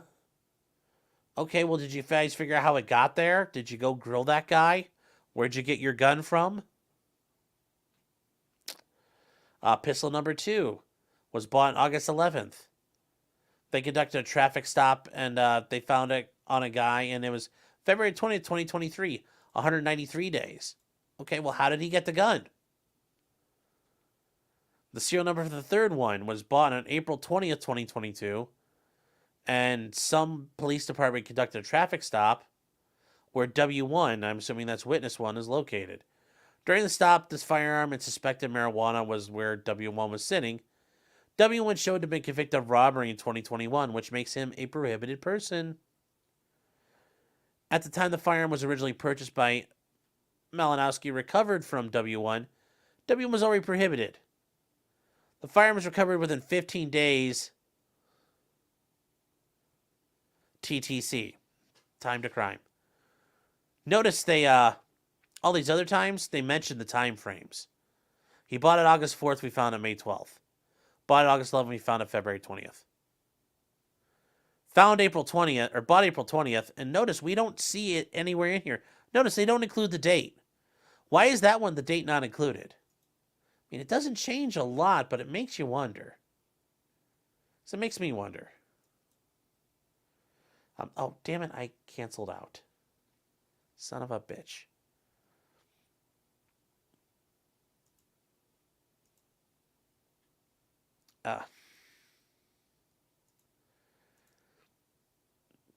So on December 21st, the ATF agents reviewed a photograph of Malinowski from a separate, unrelated ATF investigation she was conducting. Great job at maintaining OPSEC there, boys. So we now know it's a female ATF agent. So, good job. Special Agent, Sugar Tits observed Malinowski appearing to be an unlicensed individual operating as a vendor at a gun show. Malinowski sold firearms to several subjects without asking for identification or paperwork. At the time, the ATF did not know his identity. The photographs of the cell she witnessed are below. Well, like, what table? Is he at a table for a gun store? Like, is he helping a guy work? What's going on? I don't see, like, this is the quality of your pictures? I mean, what is this? Are these guns? What's all this shit down here? I don't know what this is. Like, he's holding something, but like what is that? What is this thing? Is he holding baseball cards? I don't know. I don't know what he's doing. You know, like, it looks like he's just talking to guys. What are they buying? What's on the table? I can't tell. Some guy's looking for something and he's shaking hands. Oh no. He broke COVID protocol. Oh no, guys. Yeah. Yeah, the photographs of the cell, like, I don't see anything there. And then on December 27th, the AFI conducted a recorded interview with the witness. Yes, the witness, the person who got caught with a gun, who's a prohibited felon, who's facing up to 10 years in prison and a $250,000 fine, guess what he says happened? I purchased a firearm and it was bought in April or May at the Arkansas Fairgrounds in Little Rock from a guy. Yes, I can see where you guys can see where this is going. Witness one said he went to Malinowski's booth at the gun show because he saw him working alone. Make a sale to another guy without asking for paperwork. Okay. At the gun show, Malinowski had a single table with approximately 12 to 13 firearms on it. Malinowski had older guns, handguns, and some rifles. The guy asked, do you do any paperwork? And Malinowski apparently said no. Isn't that convenient? So he began buying firearms from him. On his day at the gun show, he only bought the blank pistol. Okay. Through the text messages after the gun show till approximately June, these two guys exchanged numerous text messages about purchasing additional firearms. W1 would reach out and ask, but sometimes Malinowski would reach out to W1 about new firearms he had to sell. There was a firearm he didn't have in his inventory. He would try to get it to sell to W1. You know, it'd be nice if you could show us these text messages. Instead of just telling me about it, you could show me.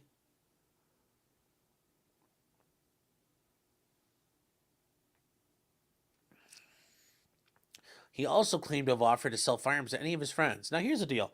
If this is all true, then yes, Malinowski's a fucking idiot. He is. I don't know if that's true or not, because right now it's the ATF, and I don't know who to believe. Right now, it's not them. It's sure as fuck not them. So, he wanted to go in the illegal arms business, bad step to take. Well, I don't know what he did. I mean, it looks... I mean...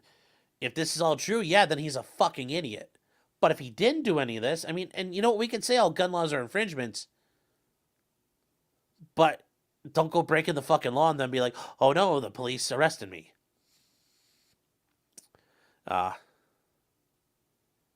They basically zoomed into my shirt for that photo. Yeah, pretty much. Pretty much.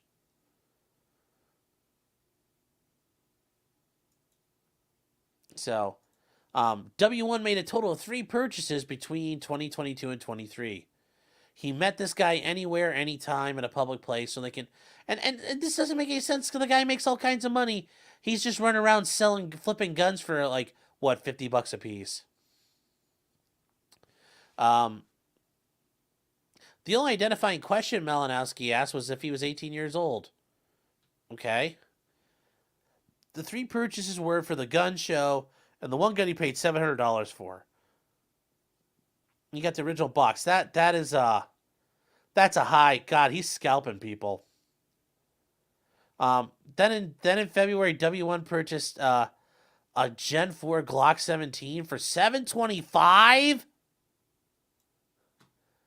Damn, he's ripping this guy off. Damn, he's ripping him off. That's kind of steep.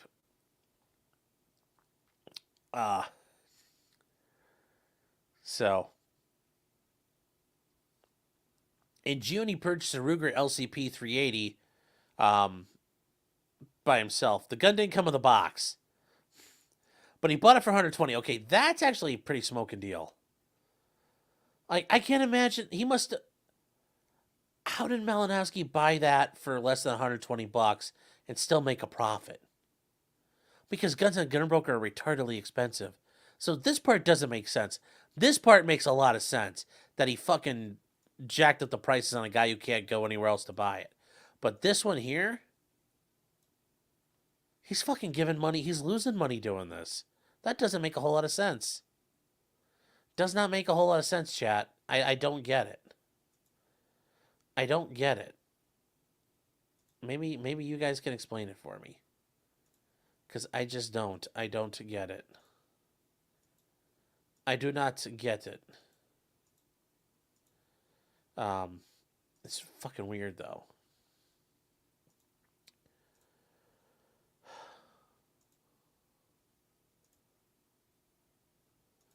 So, it does keep going. It does keep going here. And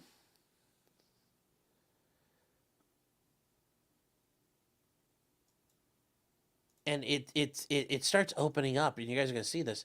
There's more and more stuff that happens, and you're gonna be like, well, why aren't they stopping him? If he's a bad guy, you know, they should be getting involved, and they just keep going and keep going.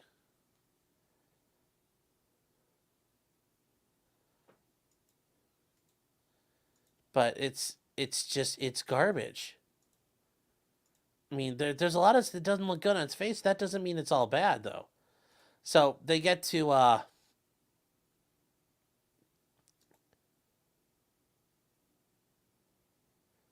here, and it brings up some issues. You know, that they went to a park, and the park's frequented by Norteño street gangs.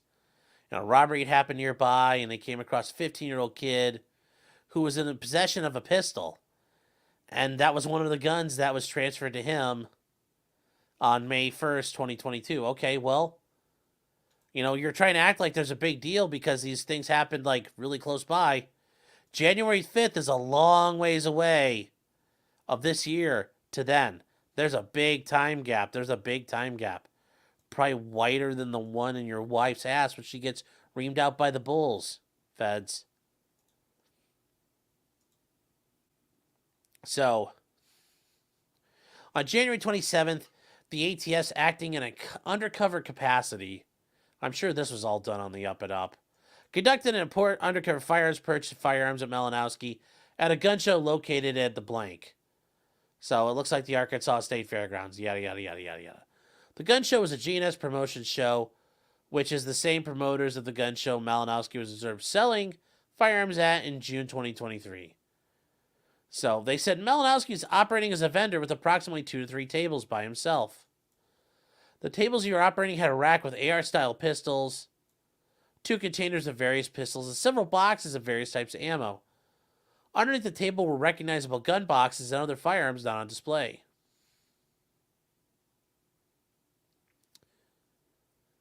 The first undercover agent began describing the various firearms he had on display. They included pistols by Glock, Sky, and Beretta. Malinowski described the AR pistols as not considered rifles because they didn't have an arm brace on them. True. Malinowski stated he sells at gun shows in Benton, Arkansas, Conway, Arkansas, and at a music hall in Memphis, Tennessee. If he really did all this shit, oh my fucking god. It's fucked. But right now, I still don't believe him. I still don't believe the feds. So. Malinowski stated he sells out of AR pistols like this very quickly at the Memphis gun show. I hope that's on video, because otherwise I don't fucking believe him. Just saying, I hope that's on video.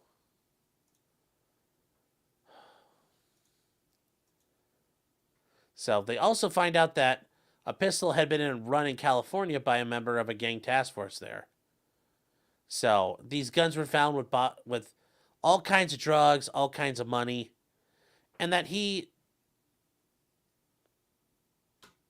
Okay, so why don't we go get this guy? Stop him!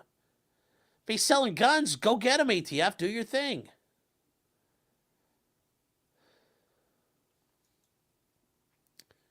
So on February 8th, they were tailing him, and they saw him walking out of a place with a black box, a big black box. And he opened up the rear driver's side door of his car and put the black box inside the vehicle. Oh no, he put the box inside the vehicle.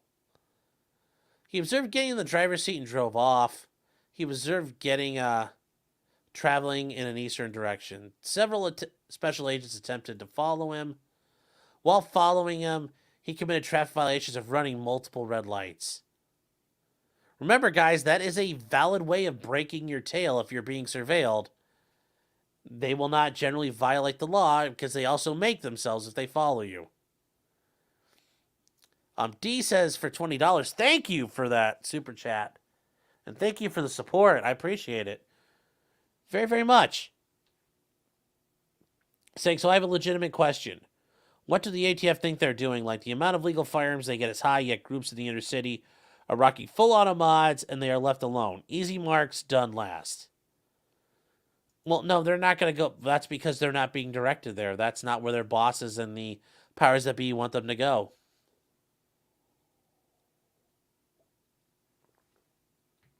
Apparently, he also merged across 2 lanes of traffic. He hopped highways. They lost sight of him due to his reckless driving, and they quit doing it because they were worried about the safety of other motorists. Too bad Waco didn't happen on a highway, I guess. So, at 2:30 on the... Doesn't say what day here, but it's subsequently later because it's a paragraph afterwards. They found him in the director's space at the Bill and Hillary Clinton Airport where he works. The parking lot has signs labeled for authorized personnel only. So they couldn't do anything, but they had to sit there and observe him. So at 5:10 p.m., they saw him leave, and he drove straight home where he parked in the driveway. He didn't make any stops, and he went inside without carrying any boxes. Oh, no, not carrying boxes. So this is his license plates, and they show that's where he works. I mean, some of this is bad. Like, if, some of this on its face is bad, but, yeah, a lot of it's, so they're saying that he made a sale sometimes, drove home back and forth to the airport. That doesn't, that's not getting you anywhere here. But, it's just not super, it's not super impressive.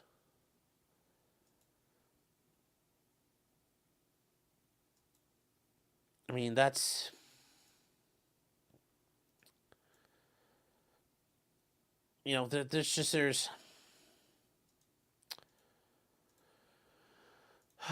so they talk about, based on all of this, they actually got a warrant for a tracking device. So they actually put a tracking device on him because they figured out where he was going. And on February 21st, he purchased 3 firearms, and then he, drove around until 5:45. During the 2-hour span, he drove in circular patterns in the area of Little Rock and Martin Luther King and Roosevelt Road. And then he was driving, pulling into parking lots, turning around, trying to break tails and make people.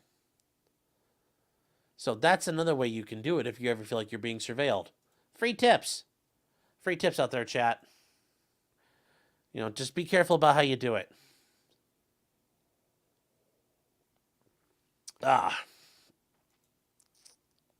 So, the conclusion of this is, between May 21st and February 2024, now they're saying he purchased over 150 known firearms. It's a lot. But it's legal. But the rest of this, if any of that's true, what a fucking retard.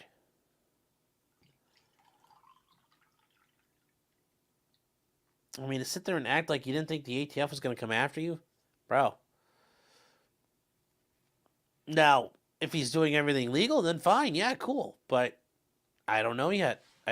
He's innocent until proven guilty. I just don't know why the ATF had to show up at 6 o'clock in the morning. Like, hit him when he's at work.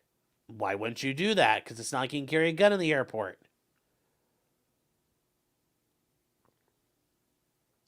And notice they talk about at the beginning of this that 3 firearms were recovered in the commission of a crime. Well, now they're talking about 6. And another 3 were recovered through the undercover buys. And Malinowski stated he was the actual purchaser of the firearms, and the firearms were intended for him. Well, we'll see what happens there. That's like I said, there's a lot to it. There's a lot to it other than just ATF bad. Yes, the ATF is bad, but I don't know what this guy did. And it's not clear what he did. So, he's innocent for me until otherwise proven. That's going to throw up some flags for straw purchasing, yeah. The show trial was a summary execution, yes. He sounds cool, yeah, totally, he does. I think he'd be cool to hang out with.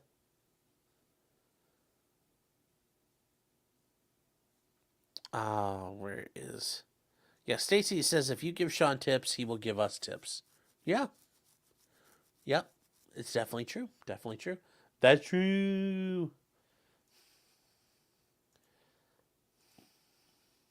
Now, moving on from the ATF's injustice, this is a case that I think is actually good news. Guys, we covered this many, many months ago, but the case of Maurice Jimmerson. So this was the guy, he's been held in the... He's been held in jail in Doherty County Jail in Georgia for 10 years, waiting a murder trial. And then he was never convicted. He sat, and in the meantime, one of his co-defendants went to trial, got acquitted, and the other one had got a hung jury, and they never prosecuted again. But he languished in jail for over 10 years without a trial. So, and his pretrial detention is believed to be one of the longest in American history. And then he actually had a trial this past fall for the murder trial, and his attorney got a hung jury. So he went back into jail and sat for a while. But he's been sitting forever. He has a 14-year-old daughter now. His daughter was 4 years old. And he sat for 10 years. But yes, he was arrested in 2013. Nearly all of his co-defendants were acquitted years ago, but he remained in jail legally innocent.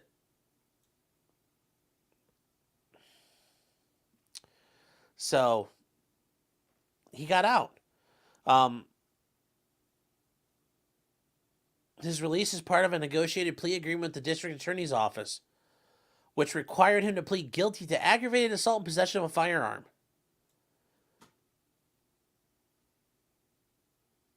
I mean, such horseshit. Such horseshit. They made him plea out because now they could say, look, he wasn't innocent, he pled guilty. And we have that proof. He admitted to committing crimes. So therefore, it wasn't bad that we held him up in jail because he was a bad man. That's why they do that. That's why they do that. That's why they do that. He should sue. Ain't nothing gonna happen. Nothing gonna happen. A lawsuit. Who's he gonna sue? The prosecutor? They have immunity. The judge has immunity. Nobody he can sue.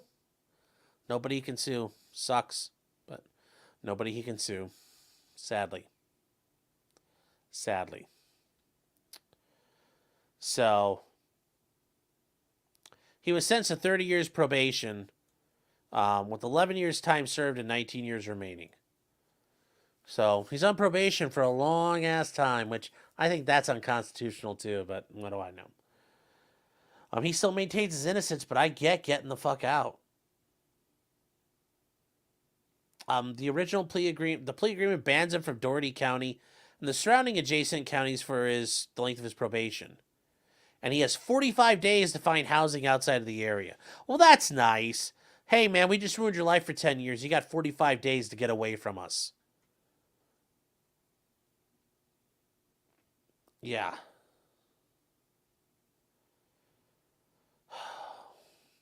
Just absolute bullshit.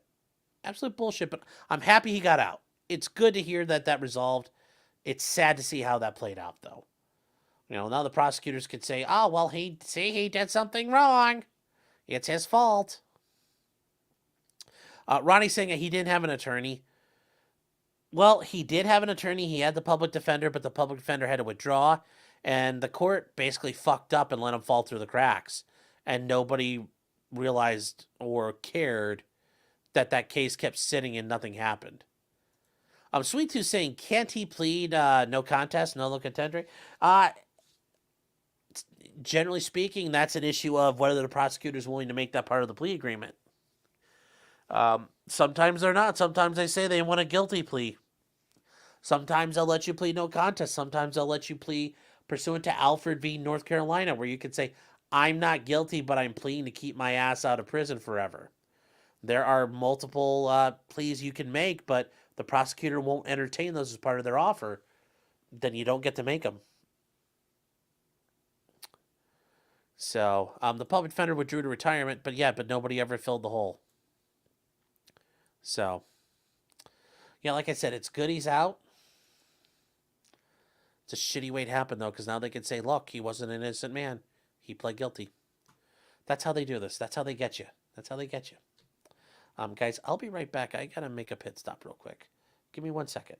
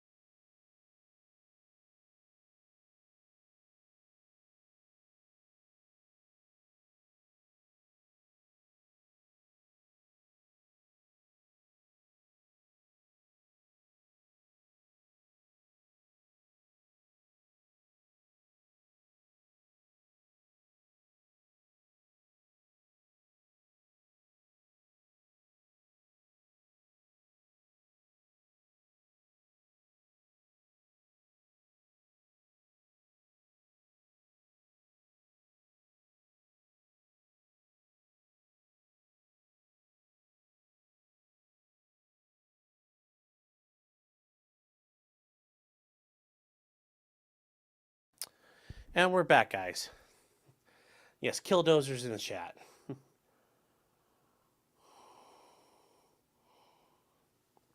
Yes, I had to pee, yes. Thank you.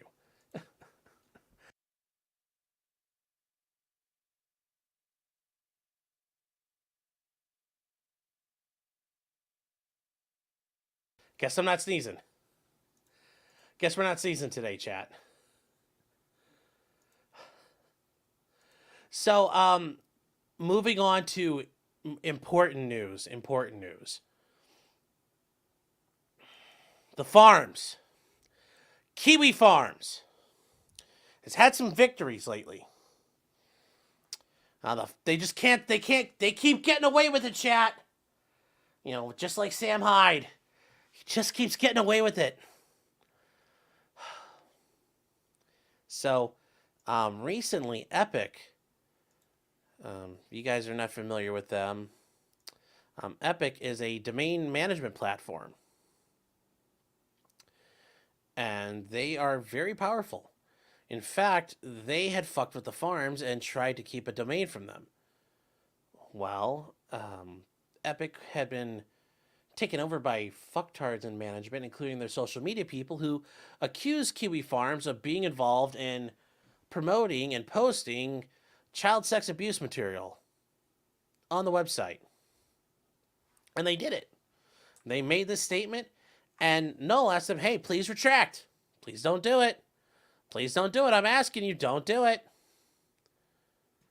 Well, guess what happened after the LolCow litigation fund, which I know some of you probably out there supported, reached $150,000 and he's able to get attorneys going. And Epic also then got caught when asked for proof, provided pictures that were not of a naked child. In fact, they got caught in a trap of their own, well, they constructed their own prison in this case. They fucked themselves. They played themselves. And they tried to say, aha, see, we found proof. And it's like, nope. And they tried to hide it and were dishonest about it. So, no, Joshua Moon, being the magnanimous man that he is, came to them and made them an offer that they issued a full retraction of those statements. And guess what happened? Epic retracts its statement in regards to the farms at kiwifarms.net having child sexual abuse material on its website. While Epic may not agree with the content that may be on its website, Epic has no direct knowledge or proof of child sex abuse material on the farm's website. No made them bend the knee. And they fucking bent the knee. Now, there's other people out there like Alejandro Caraballo, who got nuked off of Twitter recently for trying to dock Stone Toss through his own Twitter handle. Well, he talked all kinds of shit about it, and for being a smart, wise Latino lawyer over at Harvard, he better watch his ass because I don't think Noel's gonna forget about you, and I want to have Noel on soon. I want to have him on soon because I don't think he's gonna forget about him. So we shall see. We shall see, chat. And then in the Russell Greer front, I could say with the Russell Greer case, that case has now been transferred to the Northern District of Florida. It's no longer in Utah, and Russell Greer has basically pissed away any chance of keeping it in Utah, and now is reeing and squealing and drooling uncontrollably about what to do next. So we are going to go over some of the filings in that because since we were on and we covered this, there have been a slew of filings, some of them good, some of them bad, but really in the past day or two, Russell Greer's filings are just, mwah. They are just so cringe and they are so good. We're going to take a look at those. Now, as far as the Supreme Court case, there really haven't been any updates on that. Cert has not been granted. We're still waiting on that, chat. But like I said, the odds are very low. But it can happen. It can happen. Meme magic is real. Meme magic is real. So, good news for the farms. Good news for the farms. Long live the farms. Yes, and I hope Noel feels better. Yes, he has COVID. He's got cancer AIDS real bad this week. He's yeah. His on Tuesday he's like, "Hello, Chad. I just want to talk about one thing only." God, Medicare sounded healthier than him. Like, no, please get better, man. Please get better. Feel better. You need to get me a wireless headset so you can hear me tinkle. Yeah. Oh. What are you guys talking about? Sending something to me right before we started? Legal Vices. Jeff, how you doing? And guys, I wanted to mention again, we will be Friday night, so tomorrow night. Jeff and I will be hanging out. We'll be having some drinks and hanging out, talking. But at least at the start, it's going to be some serious conversation because there's a lot of stuff Jeff does I have questions about. And I hope some of you do. But here's the thing. If you don't, I don't care. I'm going to ask the questions I want anyway. So hopefully you guys have some questions too. Or, at least pretend it's not awkward. And we will be hanging out, talking, and having a good time. And, once we get to the part where we're having a good time and hanging out, we might, I don't know if nobody's been specifically invited yet. But that could happen. That can happen. There's always a chance for that. Who knows? You guys just stay tuned. Starting tomorrow night at 11, you will find us here, and we'll be having fun. So, good to see you, Jeff. Hope you're having a nice day over in Korea. But yes, that will be Friday night at 11 p.m. So, be there or be square. Or maybe a rhombus. Because wait, how does that go? All rhombuses are squares, but not all. Oh, wait, no. It's all rhombus, all squares are rhombuses, but not all rhombuses are squares. I think that's how it goes. I don't know. I'm not a math guy. So, yes, Epic is bad. Yes. Iman Reza says now he could sue, right? Null doesn't want to sue them. He wanted them to issue the retraction. The retraction is worth its weight in gold. So no, I mean that he contacted them. He asked them to stop. They stopped. They issued a full retraction. So no, at this point, there's no NDA. Null could talk about the agreement, but Null's agreement is if you issue the retraction, I promise not to carry out a suit. Now that doesn't mean in the future if Epic steps on their dick again, well, that's separate problems for Epic. Alpha Fox says, calm down, Scott Staff. Where, with hearts wide open. Harbor Waldron says, at least be queer. Yes. Yeah, he got nuked. It's a sight to see. Murmley says, Noel didn't even sign an NDA, so we can have a fun interview. I know, it'll be great. Hopefully I can get a hold of Noel. He's a great guy, but I felt bad because he's been super fucking busy. And now he got sick, so I'm hoping he feels better soon. So. Legal Vices says, God damn it, I wanted Greer in Utah. So you could go visit. Well, now you could go to Florida. Take like a detour down to Florida. It'll be great. So.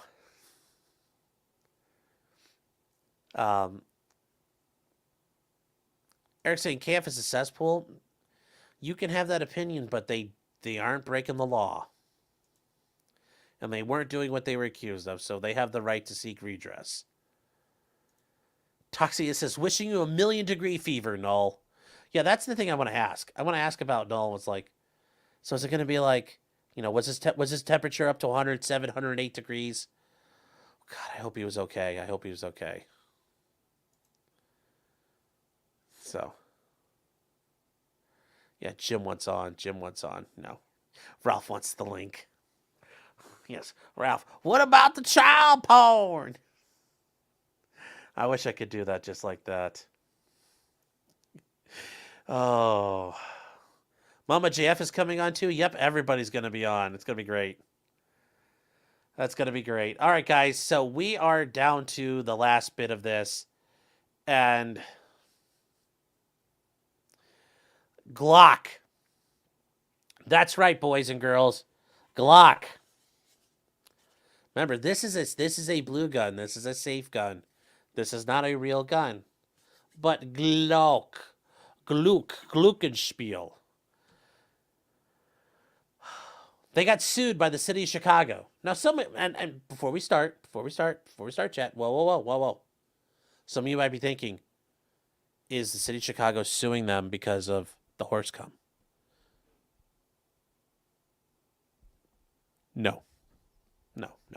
As funny as that would be, that the city of Chicago is suing Glock, saying your horse breeding program, there's just horses just coming everywhere, and Vosh is out here now rolling in the cum and chasing after children.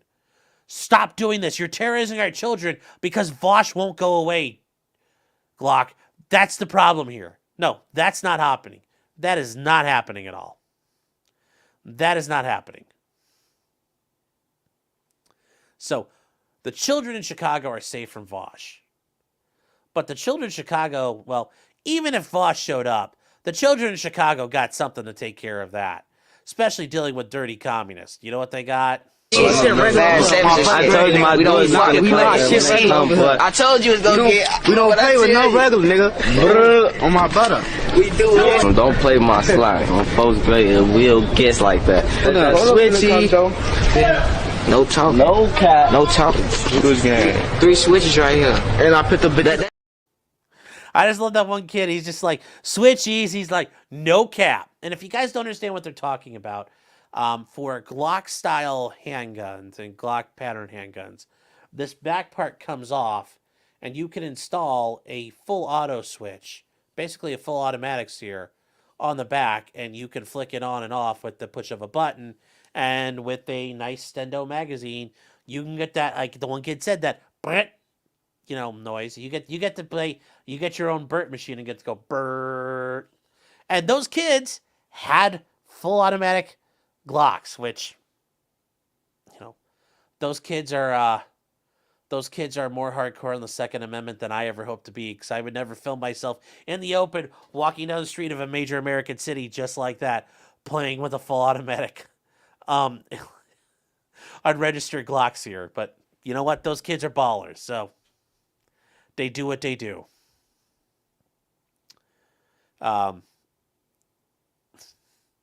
He had a graduation cap on. Yeah, I'm assuming that's like a junior high graduation thing or something. Yes, there are valedictorians everywhere. Yes, valedictorians everywhere. Goalie says they're putting auto coom switches on the horses. Don't let Vosh know. He'll abuse that too much. So how do we know this all happened? Well, the city of Chicago proudly filed a lawsuit. And yes, the city of Chicago, the office of the mayor, not Lori Lightfoot, that goofy looking woman. That woman, just like Alex Jones says, she smells. So March 19th, Chicago announces the first of its kind lawsuit.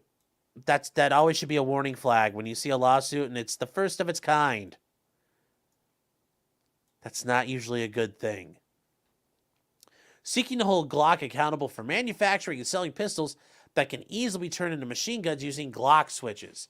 Them switchies. I know you guys in chat got them. If you're a member, you got access to the switchies. So, Glock check, chat. Glock check.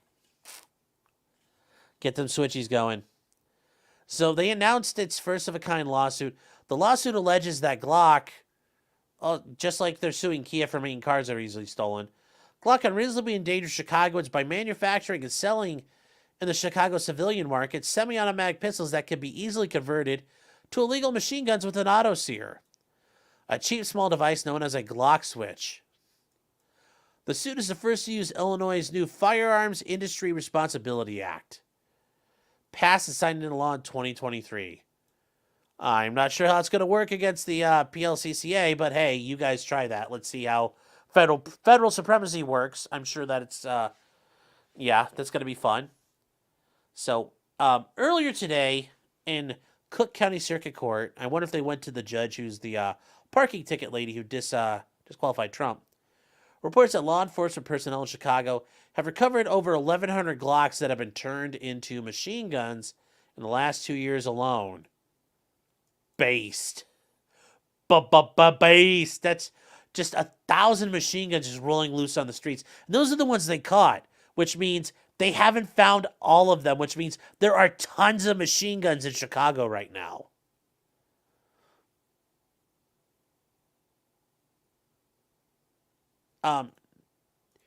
Well, I don't know if that's pause or two, saying, are they innocent like the Atlanta gangster I defended? Which Atlanta gangster did I defend? Because I probably defended a couple. I'm not sure which one you're saying. Instructions unclear. That means there's even more. Think about that. That's what they caught. It's just like we found a kilo of coke on the streets. Then there's a ton of it out there you haven't caught. It's just like mice. When you kill one mouse, there's a bunch more you haven't caught yet. The lawsuit alleges Glock knows it could fix the problems, but refuses to do so because they'd literally have to redesign the gun, and that would completely fucking change everything.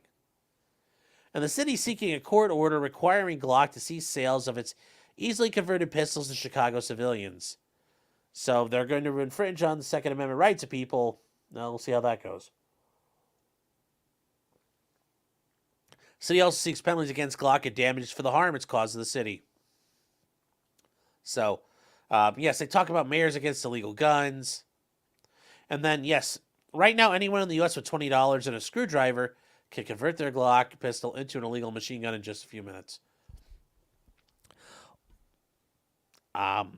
It's not just... you don't even need $20. Like, this is real quick. Guys, if you have a 3D printer, you can download a printer like profile for a switchy and make the switchy. And then yes, with a screwdriver you can do this. It's probably not that hard to do. And the neat part is because it's made out of like PLA, it's not going to last forever, so it'll break and kind of fall apart. And then there's like no more proof of it. Or if you really have to in a hurry, you can melt it and it's no longer a switchy, it's just a blob of plastic. Between us, Chad. Just shh. Just between us girls. Okay, I'm glad you guys heard that.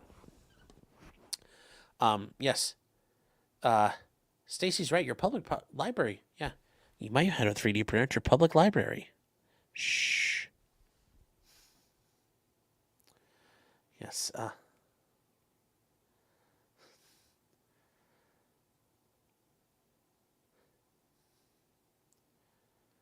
The innocent nickname with gain tax is sat in jail. Well, I mean, if they had a case, man, they couldn't fucking prove it.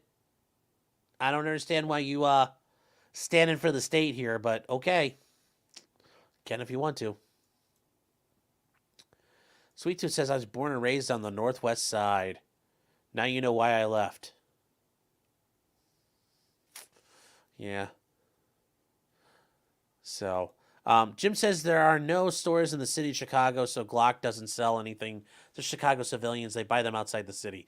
Yeah, that's the thing I was going to bring up. It's like, okay, well, they can't sell to people in Chicago. Like, they don't. You have to go to, like, Joliet or Naperville or wherever else you want to go buy guns. So, this isn't really a problem. Like, the lawsuit says, Glock, stay out of Chicago. And Glock's like, okay, cool, we're not here. And then, yes, the executive directors for Everytown Law. Everytown USA, moms demanding guns. Yes, remember, those are people who, yes, moms. The sole qualification is somebody busted a nut inside you. As a mom, well, I guess. So anyways, going on to the lawsuit here, this is just beautiful. This is being done in the... They're not in federal court, guys. Notice that. They know better because the PLCCA would come and crush their souls. So they're trying to hide in state court as long as they can. So they talk about 100 years ago, the Thompson submachine gun, also known as the Tommy gun, was the go-to weapon for Chicago criminals. That's actually not true. The go-to weapon for most gangsters and Prohibition people were a couple different guns, particularly like the Remington Model 8. I'd love to show you this, but YouTube will get mad at me for showing guns. But like a Remington Model 8 with like a 25-round magazine, a Winchester 1907, chambered in like 351 Winchester, like that thing, like a 10-round magazine, 20-round magazine. Like there were semi-automatic rifles out back then, and those things for that time, like already in like the early 1900s, by the 1930s, man, there were a lot of guns you could lay down some hate with. There were all kinds of guns you could lay down hate with. The Tommy gun, yeah, that was important, but like the Browning automatic rifle was used sometimes. But a lot of guns were modified, like John Dillinger. John Dillinger carried a modified 1911 that had like a 20-round magazine on it and a Tommy gun grip on the front of it. So he could walk around like this, and he had a shoulder strap connected to it, so he could just like, bzzz. Like, these guys did all kinds of shit, and all the guns that were out there. Like Bonnie and Clyde when they got killed. Frank Hamer and his sidekick, they had machine guns. Everybody else had lever-action rifles, self-loading, like, 10-round shot semi-automatic rifles, or shotguns. I mean, those were the common guns you saw. Like when, oh God, who was it? Not Pretty Boy Floyd died. Babyface Nelson, when he died, he got killed in Chicago. It was known as the Battle of Barrington, Illinois. He had a couple of Winchester self-loading rifles, Winchester 1907s, and he went to town on the feds that came after him. He got cornered by a couple of FBI agents at a gas station, and he fucking put in work against them. I mean, people thought he was shooting automatic weapons. He didn't have any on him. He was just laying down some, he was throwing copper. So, the Tommy gun wasn't the primary choice. That was actually still a fairly expensive item. That was a fairly expensive item.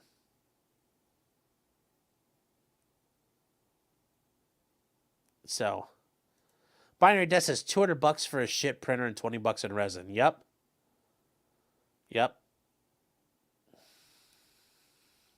And then Squizguard for $10 says, I can convert my Dodge Challenger into a weapon with only my right foot. Better ban cars. Yep. Very true. Thank you for the super chat, by the way. I said Naperville? I said Naperville. Naper. N-A-P-E-R. Naper. So.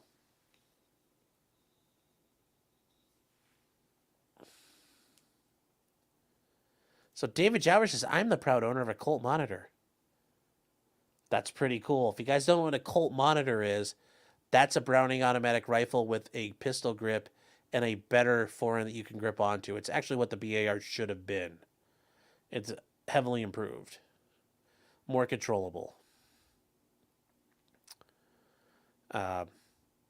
Yes, I'm very jealous, so good on you, sir. Scylla says, didn't Clyde Barrow carry a sawed-off Browning automatic rifle? Yep. He would cut down the stock, he would cut down the barrel all the way to the gas piston, and he would take a belt and basically bolt it onto the cutoff of the stock, and he'd carry around and whip it out one-handed, and he called it a whip-it gun. If you guys have ever seen Public Enemies, those spots where like the guy's one-handing a BAR, that's the kind of shit Clyde Barrow would do, because he'd like grab a human shield. So.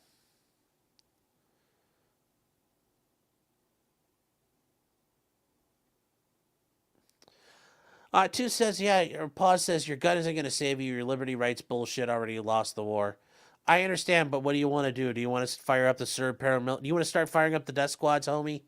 Like, tell me what the plan is here, because, like, if that's the plan, cool. Just tell me what the plan is. So.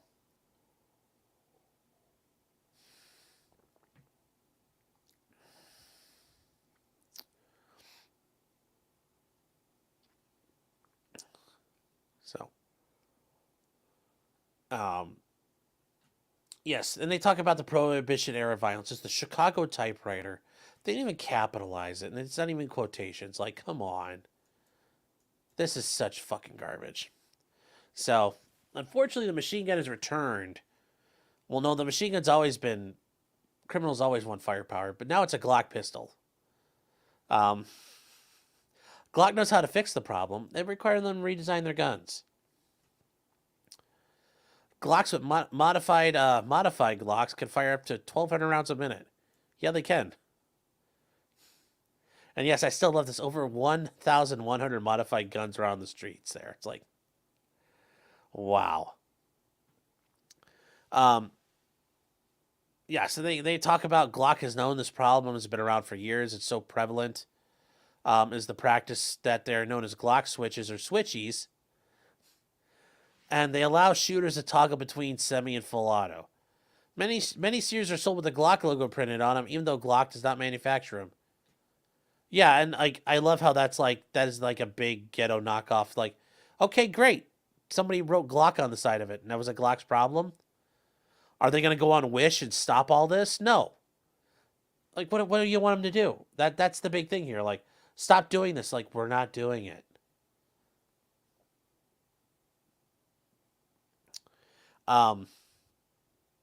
Their willful decision not to take any meaningful action is immoral. That's not a toward action. It's unethical. Not a toward action. It's oppressive. Not a toward action. Unscrupulous. Not a toward action. And unreasonable. I mean, generally reasonableness is an element of most torts. So, kinda maybe this one. Like this one, kinda maybe. But definitely not these. This is especially so given that Glock allows the pistols to be so modified that they can do that. In indeed, stark contrast, the more other popular pistols aren't made by machine guns, by Smith & Wesson or Sig Sauer. Does that mean they want the streets awash in Smith & Wesson M&Ps and, Sig 320s? I mean, like, there's some good, they're hecking good gun companies. If you took away the Glock switches, people would figure out how to make these bad boys full auto. And it wouldn't take long. And I don't think it would take long to make either of them full auto. Instead, Glock has made the decision to continue profiting from the sales. The result endangers the health and safety of Chicagoans and exacerbates the injuries and death from gun violence. Draining the resources of the city's public health, safety, investigative, and judicial resources. Without Glocks, I think you'd have that same problem anyway, guys. I'm just saying.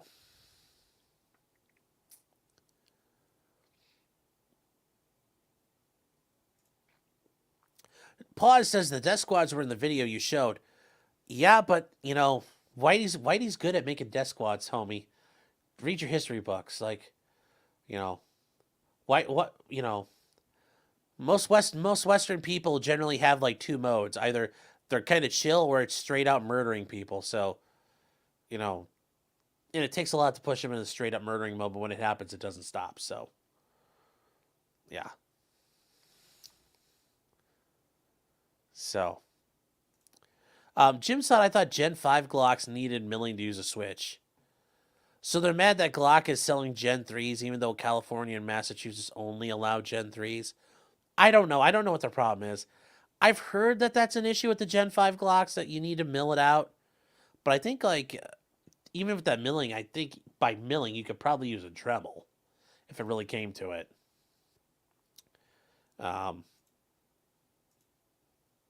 You know, criminals armed with these Glocks are emboldened. Well, I think when you cite guys in a shootout and you cite mutual combat as a reason you're not prosecuting them, that's far more emboldening them because of their military-grade firepower. Automatic pistols are not military-grade firepower. No military would fucking use them because they're fucking garbage. According to one ATF agent, the use of guns equipped with autoseers is one of the scariest things the agency has dealt with in decades. Really? A bunch of full-auto Glocks with Chinese pot metal attached to the back? That's the scariest thing you guys have dealt with?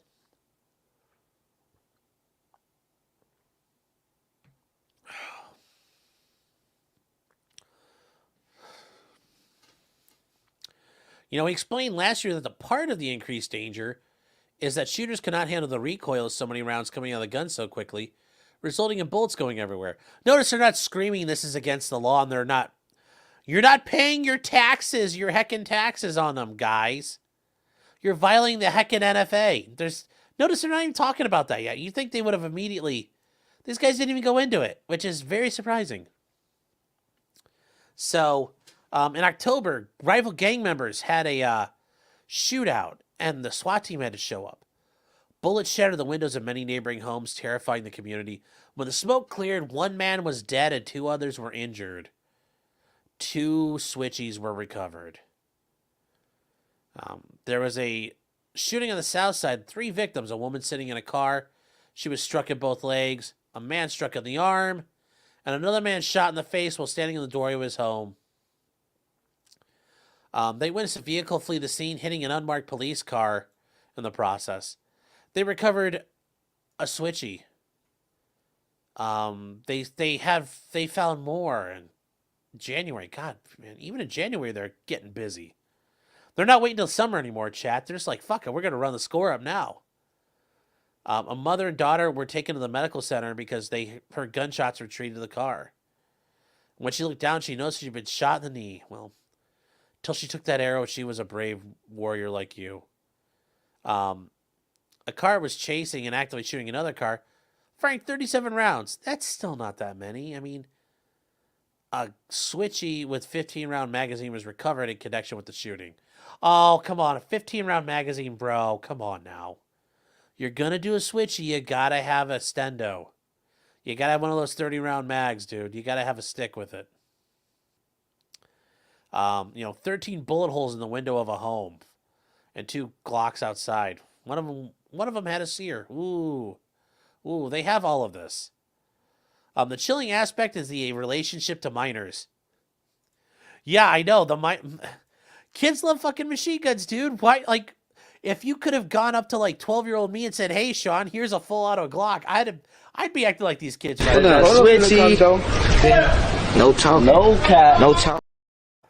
I mean, I wouldn't be saying no cap. It would have been the equivalent of no cap in like 1997. But yeah, I'd have been down. I'd have been DTF to have a full auto Glock. I mean, I got in trouble because I bought off Amazon the Luddy Submachine Gun book, and I was like, I wonder if I could. I was looking at it, my parents found it, and they're like, what the fuck are you doing with this? I was like, I thought it'd be kind of cool. And that's when I learned that's really illegal. So, police recovered three modified Glocks in the bedroom of a 16-year-old. Paste. Who's been charged with killing 2 other teenagers at a high school. Well, I guess we didn't hear about that school shooting. That same month, they covered 2 more Glocks at the scene of a shooting outside a party where a 16-year-old was killed. Okay. Shell cases were found on the floor of the venue hosting the party and all over the place. Okay. Yeah, by continuing to doing this, they have knowingly creating, maintaining, or contributing to a condition in Illinois that endangers the health and safety by the public, either unlawful in itself or unreasonable under all circumstances. Is it unreasonable? I mean, if they made a Gen 5 and it works, who cares? So by violating consumer fraud and deceptive business practices, how is it deceptive? It fucking works. It's a gun, and it's meant to be and it's meant to run full auto. So guess what? It runs. Like, there is no fraud. The gun does the thing. Like, when you go Bert, it goes Bert. And when, it's not deceptive, it does it. It's meant to do it. Like, it does the thing. It does the thing, chat. Like, this is operating as intended. I mean, this is they're doing their thing there. But they want to enjoin order Glock from continuing to sell its modified pistols to Chicago civilians via its website and Illinois gun stores that serve the Chicago market. How's that going to work? There's no injunction. You can't sell. You can sell to everybody else, just not people in Chicago. Like, I don't see how that would work. Jurisdiction and venue. Yeah, they think they got jurisdiction, whatever. For avoidance of doubt, Chicago does not seek any relief based upon or stop the sales of Glock pistols to law enforcement officers as they are currently designed. Unlike typical civilians, law enforcement officers may legally possess full automatic weapons when they're on duty. This lawsuit is focused on exclusively Glock sales to the civilian market. Isn't that cute? No. The King's men need to have their machine guns, just not the commoners. Just not the commoners. So,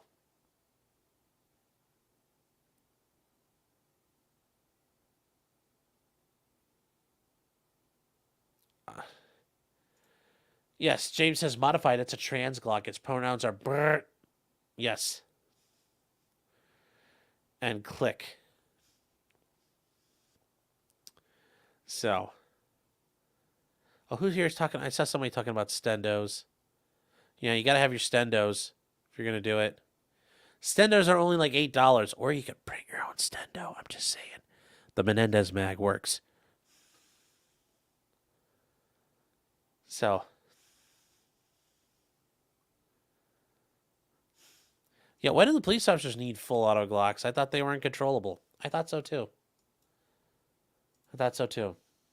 So, the plaintiff is, Chicago's Glock is a firearm manufacturer out of Georgia, wholly owned, and the company brings hundreds of millions of dollars in annual revenue. They also sell Horsecom. Glock series make full machine guns cheap and accessible. As machine guns should be. They should be cheap and accessible.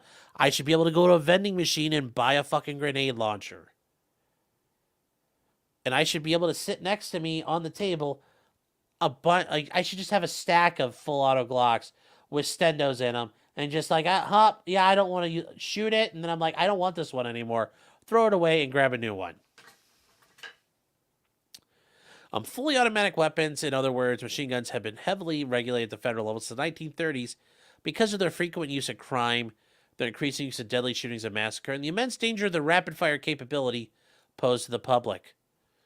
No, that's not why. It's because the fucking communists, including FDR, were trying to take guns from people. The National Firearms Act was going to regulate all guns except for break-action shotguns and single-shot rifles. So everything else was going to be regulated under the NFA, especially handguns. Handguns, bolt-action, repeating firearms of every kind, semi-auto, pump action, lever action, were all going to be covered along with fully automatic weapons. And then all handguns were going to be covered. It was some communist gun control bullshit. That's what that was.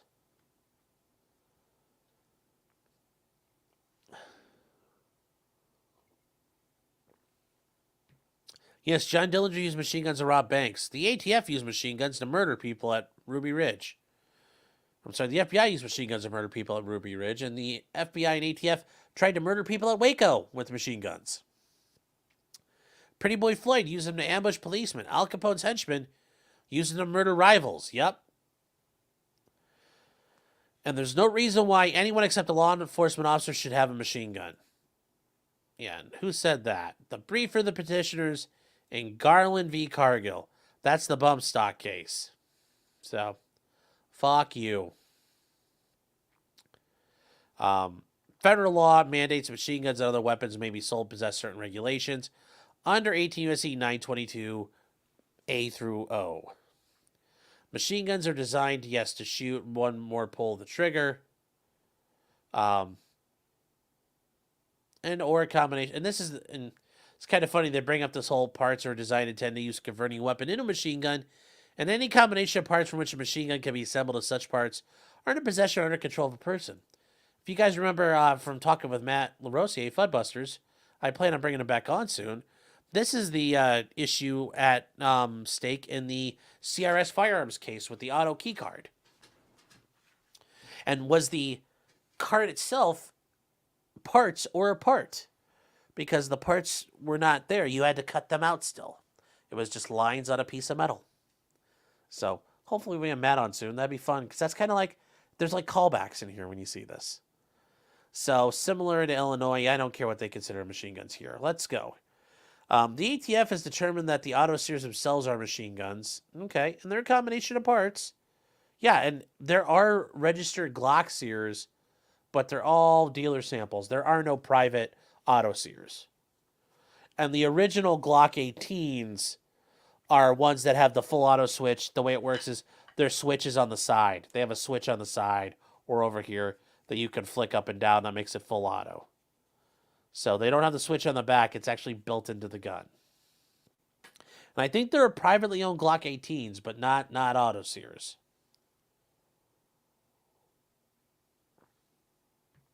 So, auto sears can be cheap and easy to acquire. They can be found for as little as $20. Many auto sears are made in China and falsely marketed online as other household or recreational products. Why aren't you suing the Chinese government? Why aren't you suing Wish?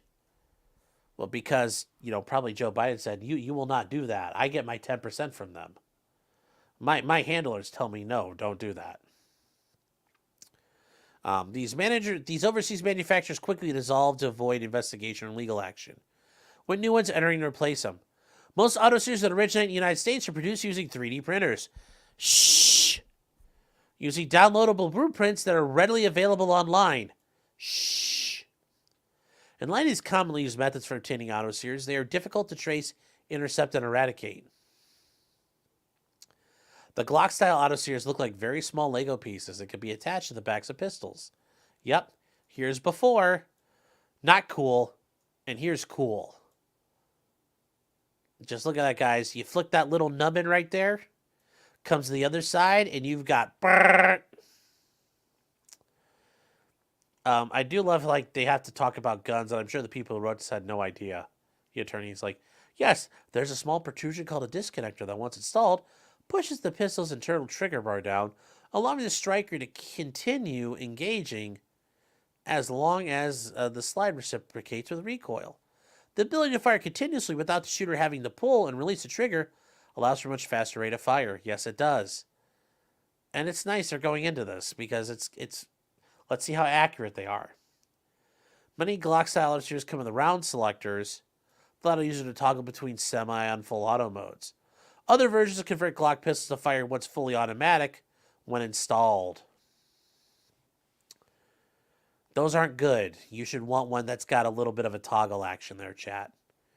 It is well known Glock pistols are particularly easy to modify.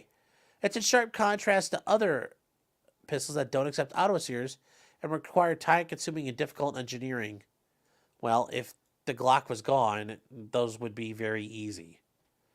This is the easiest option. Then the next easiest one will become involved. So Glock's Generation 1 through 4 pistols, Gen 1 through Gen 4, have been produced for decades, yes. Basically, there's no real change in how they in the design of them since like 1980 when they came to America for the first 4 generations. Installing an auto-sear involves using a screwdriver to merely slide the plate out of the rear removable plastic out of the gun slide. Well, yeah, but you also have to disassemble it, have the slide. You pull down on the, the striker and take some spring tension off. And so it's not like that easy, but it's pretty easy. There are many available videos online. Yes, there are. Glock continues to sell Gen 3 and Gen 4 pistols in the United States, including civilian consumers. Gen 5 pistols, which enter the market, require minor filing or clipping of a small plastic notch before an auto-sear may be affixed. This presents no real obstacle or deterrent to criminals seeking to convert their Glocks. Like other models, a Gen 5 Glock can be done in a matter of minutes with minimal modification. Huh. There you go, Jim. I guess we learned you can't just do it. You have to do a little bit of work. So...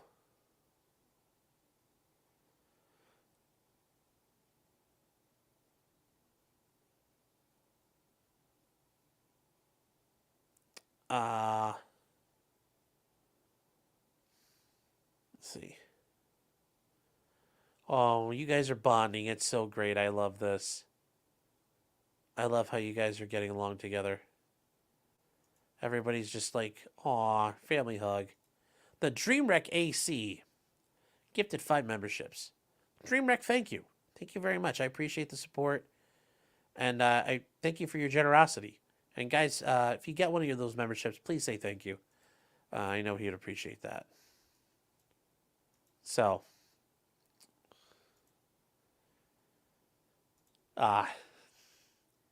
yes, for example, one online video with over 720,000 views provides step-by-step instructions how to modify a Gen 5 pistol in mere minutes, while noting they only had to take that little notch off and that wasn't that big a deal. Another video for 2020, almost 36,000 views, shows how to fix an auto-sear to a Gen 5 pistol in 2 minutes. Okay, cool. Based. Well, why can't we click the links, man? Come on. So, these modifications come with devastating results. It can reportedly fire up to 1,200 rounds per minute, a rate of fire faster than the standard M4 machine gun used by the military. In a recent federal complaint filed against an accused auto-sear trafficker, the defendant bragged his auto-sears were compatible with a Gen 5 Glock and could make it fire 30 rounds in 2 seconds. By contrast, an unmodified Glock can fire only as fast as the shooter can pull and release the trigger, which varies based upon skill and experience. So switches are difficult to control. They harm or injure bystanders. Shooters using an unmodified Glock may have difficulty maintaining the gun's recoil and staying on the target.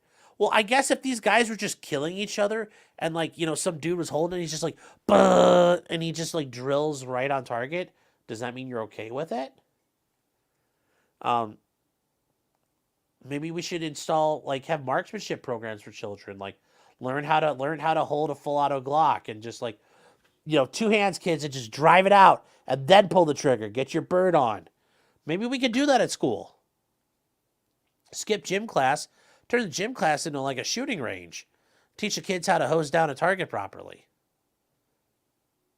Good idea. That's a free one, Chicago. Modified pistols have grown tremendously in popularity. Yes, they have. You can also get 3D printed ones. There were recorded 75,540 recorded sounds of suspected automatic gunfire in 2022 in portions of 127 cities covered by its microphones. And that's going to be from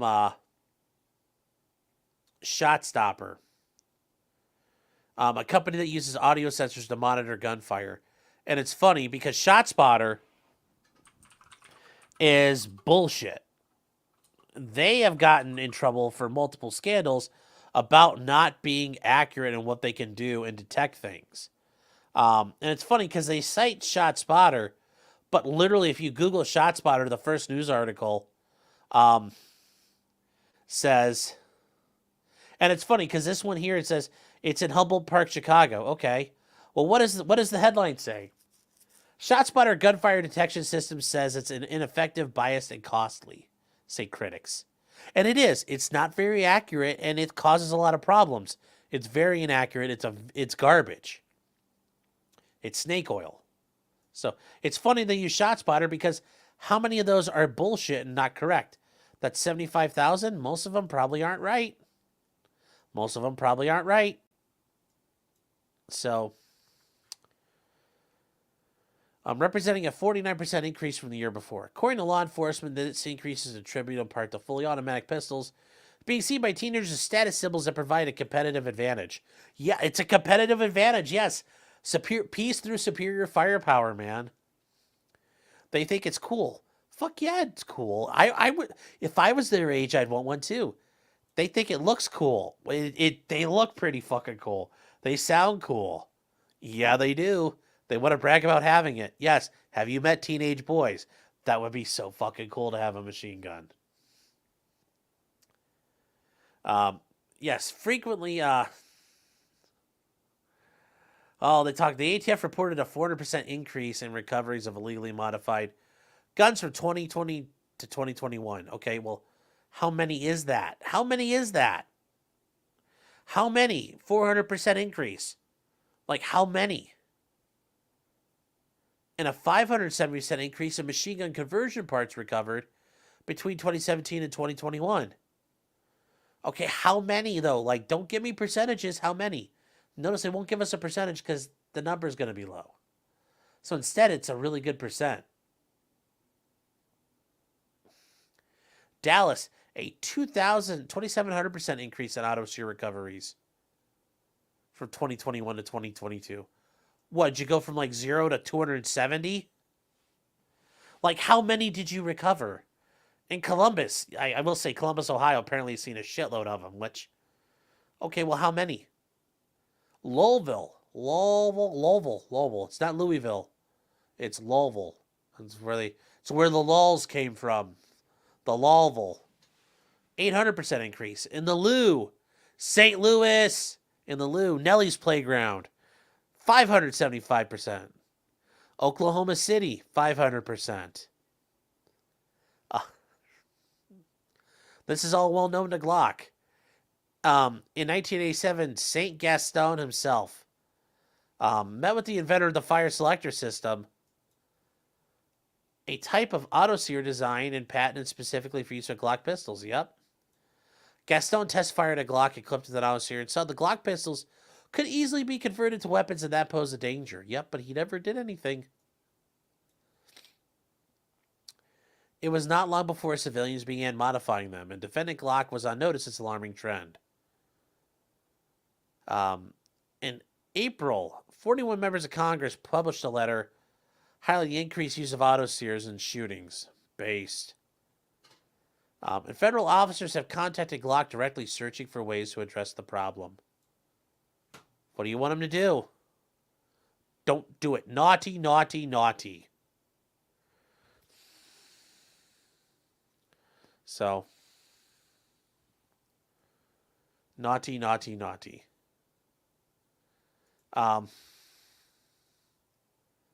Pope Rackets touched me for 6 months says, what do you think about my previous questions? I didn't see what you... Sorry, I'm trying to keep up, Pope Rackets. There's a lot of people here in chat. Let me see if I find one you're asking. Okay. Since Leos aren't citizens and citizens can't have those, so Leos can't vote, and should be allowed to hold public office, do they get deported? I'm okay with that. I'm okay with that theory, yes. Now, you got to try to make it happen. Got to try to make it happen, man. But yes, let's try it. So, and then Senor Spielbergo, good to see you, man, says, there was a Law and Order episode like this. They charged the gun manufacturer for making it easy to make the full auto. Yeah, I remember it too, because like I remember as a kid watching, he's like pouring the bullets out on the table, and I'm like, that's pretty fucking cool. I asked my dad, I'm like, can you do that with guns? He's like, some, and I'm like, awesome. And yes, the jury convicted. They found the manufacturer guilty, but the judge reversed the verdict. Yes, he did. Yes, he did. Jim says there's a switch for the P320s for the SIGs. All right, SIGers, there's a switch for you too.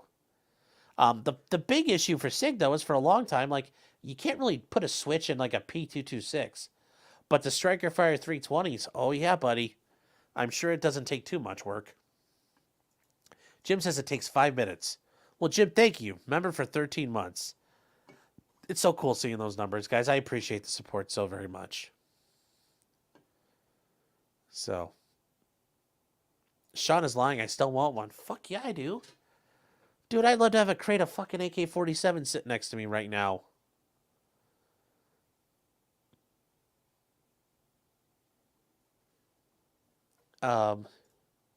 Dark Lotus says EPA versus Chevron if overturned. Well, it's not EPA, it's Defenders of Wildlife versus Chevron, but I get what you're saying.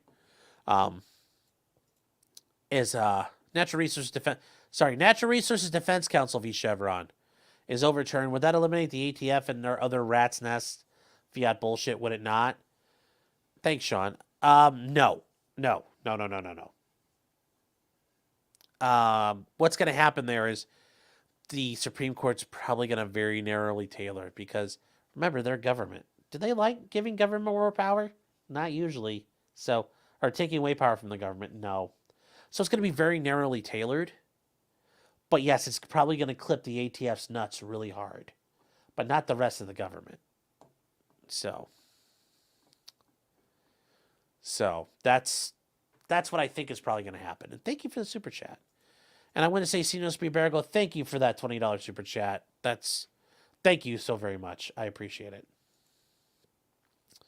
There have also been countless high-profile prosecutions, really. The murder of 4 family members in Fresno. I didn't fucking hear about that. The murder of a Houston police officer. Didn't hear about that. Discovery of a modified Glock and the incel of a self-described incel.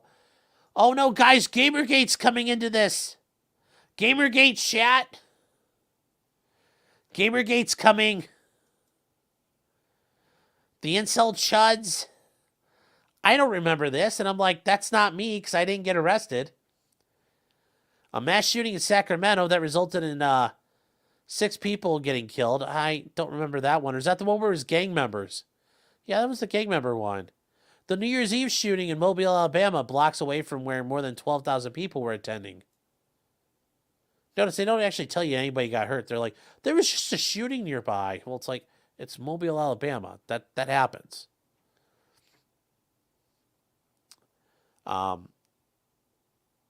There's even a Wikipedia page devoted to Glock switches and switchies. Aw, switchies are growing up in this world. Glock switches are featured by the song Jimmy Cooks by Drake. It has been streamed 900 million times. Includes the lyric, "This Glock 45 came with a switch." There's another song, Glock with a Switch, by Chicago-based rapper Virgil Gibson, known as PGF Nook. In the music video for the song, the rapper and others wave pistols affixed. The switch is saying, "Phone Nick with the drum, a Glock with a switch, I won't miss. Not shooting off corners. We run up and blitz." End scene.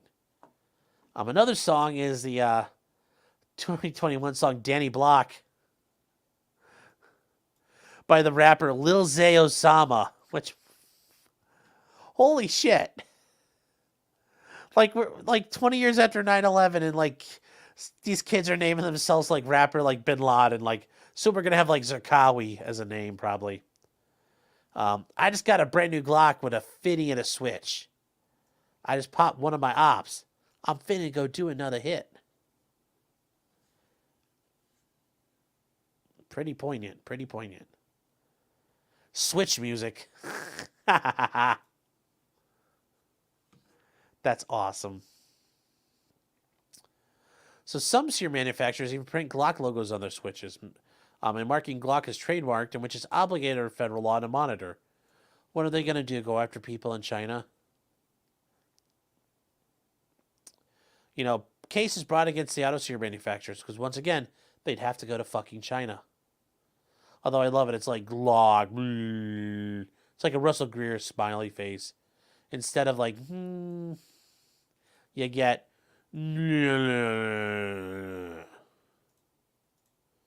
That's the smiley face you get instead. Reality, or expectation, reality. I'm melting, kill me. Glock knows its purchase pistols are easily modified. Yep, we already know that. They keep hammering on that. Recently, Glock even claimed the design of a pistol cannot be altered to make it harder. The design of Glock pistols can be changed in multiple ways, including internal as well as external changes to make it more difficult. Such changes can be made without impairing the gun's safety or functionality or making them too expensive. Really? You guys could?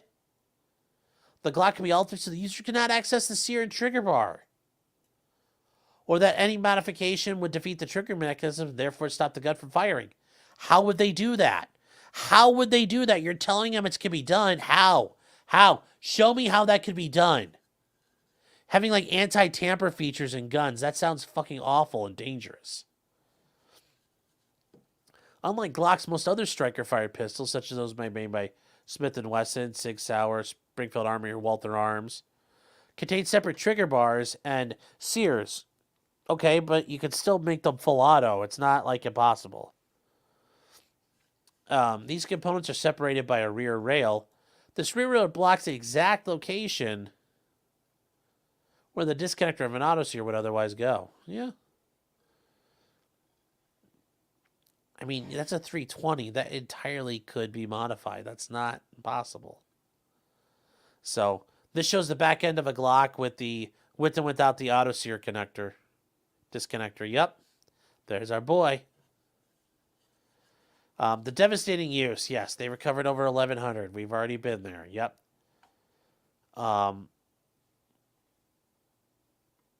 They're adding on.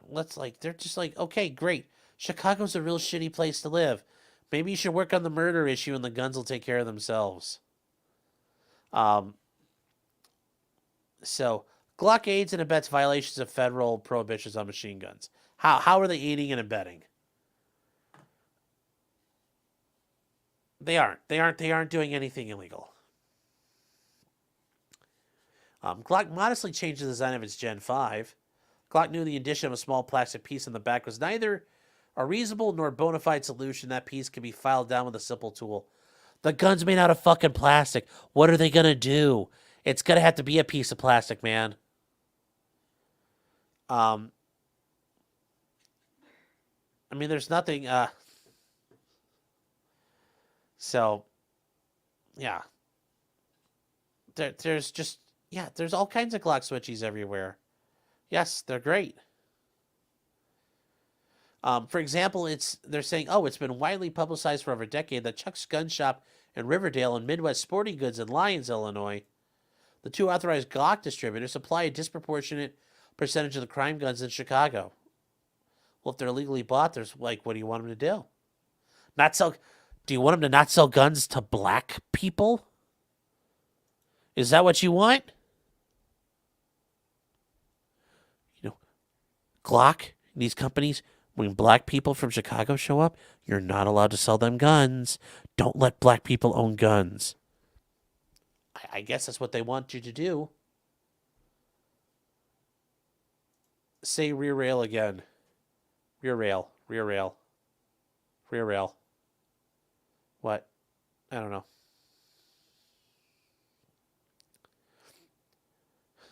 Rear rail. Rear rail. What?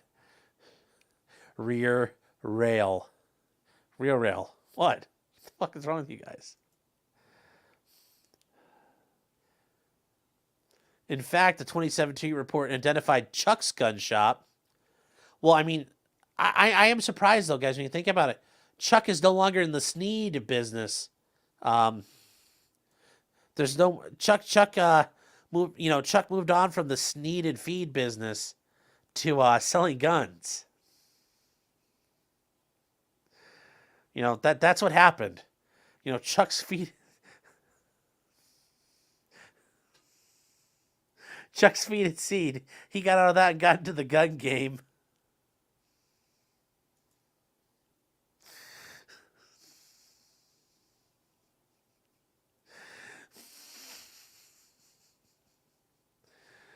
Oh. Jim says Midwest Guns is right off I-55, just outside the city limits. It's where everybody goes. Oh, cool.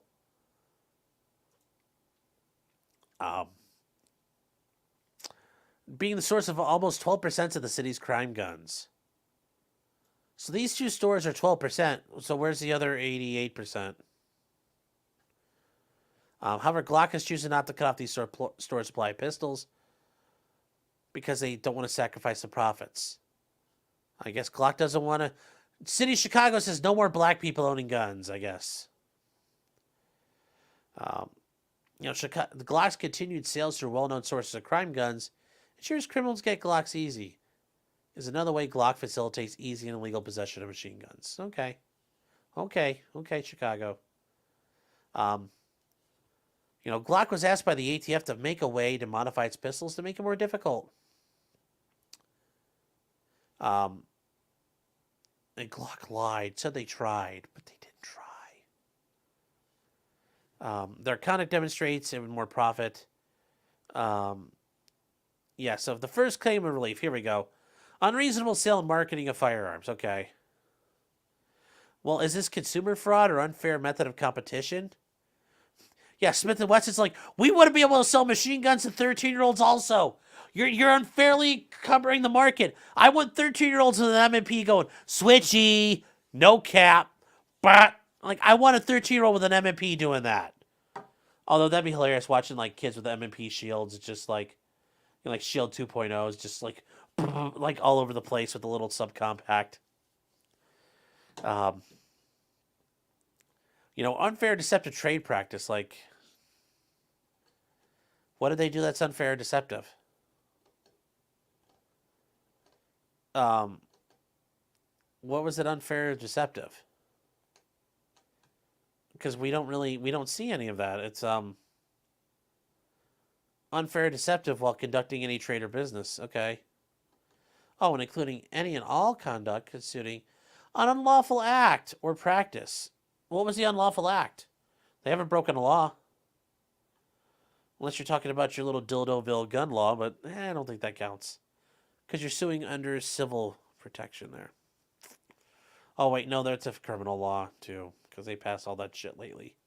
All the shit the 7th Circuit found was okay. They talk about trying to explain why Glock is liable. Thousands of Chicago residents purchase Glock firearms. Chicago residents do not enter their addresses or simply Chicago on Glock's website to be directed to a nearby federal licensed dealer outside city limits. Okay. In addition, Glock pistols can be purchased directly by Chicago residents via a Buy Now link on Glock's website, then picked up at a brick and mortar location in the state. Okay. What's the problem here? Because they point out it's then shipped to an FFL and the customer has to complete the background check. What's the problem? Do you not want that part? If people are passing background checks, then what's the problem here, Chicago? People are passing the background check. Well, it's illegal to sell guns except full auto guns except to law enforcement. Glock sells guns that easily accept auto sears from civilians. Therefore, Glock not only maintains and contributes to the safety and health crisis. How is this deceptive, though? They talk about this. Its pistols are easily acceptable. Okay, but how is this this conduct is unreasonable under all the circumstances. is it really unreasonable? Because what would they have to do to redesign it? Anyways, Glock's knowingly aided and abetted and continues to aid and abet violations of federal law and the Illinois prohibitions on machine gun possession. They're claiming this is unlawful. Well, how are they aiding and abetting it? I don't think that meets the definition, really. Glock has not only failed to utilize reasonable controls, procedures, and safeguards to ensure it does not promote the unlawful possession of illegal use machine guns. Like, what do you want them to do? Put out a ad saying, no, don't own machine guns? No Bert for you today. Is he going to go on Sesame Street and, like, it's just Ernie now? So he's like, hello, Bert, where did you go? I'm like, dear Ernie, I'm not allowed to Bert anymore. The city of Chicago got mad and thought I was an automatic weapon. So they killed me. I'm so sorry, Ernie. And Ernie's like, oh, Bert, no.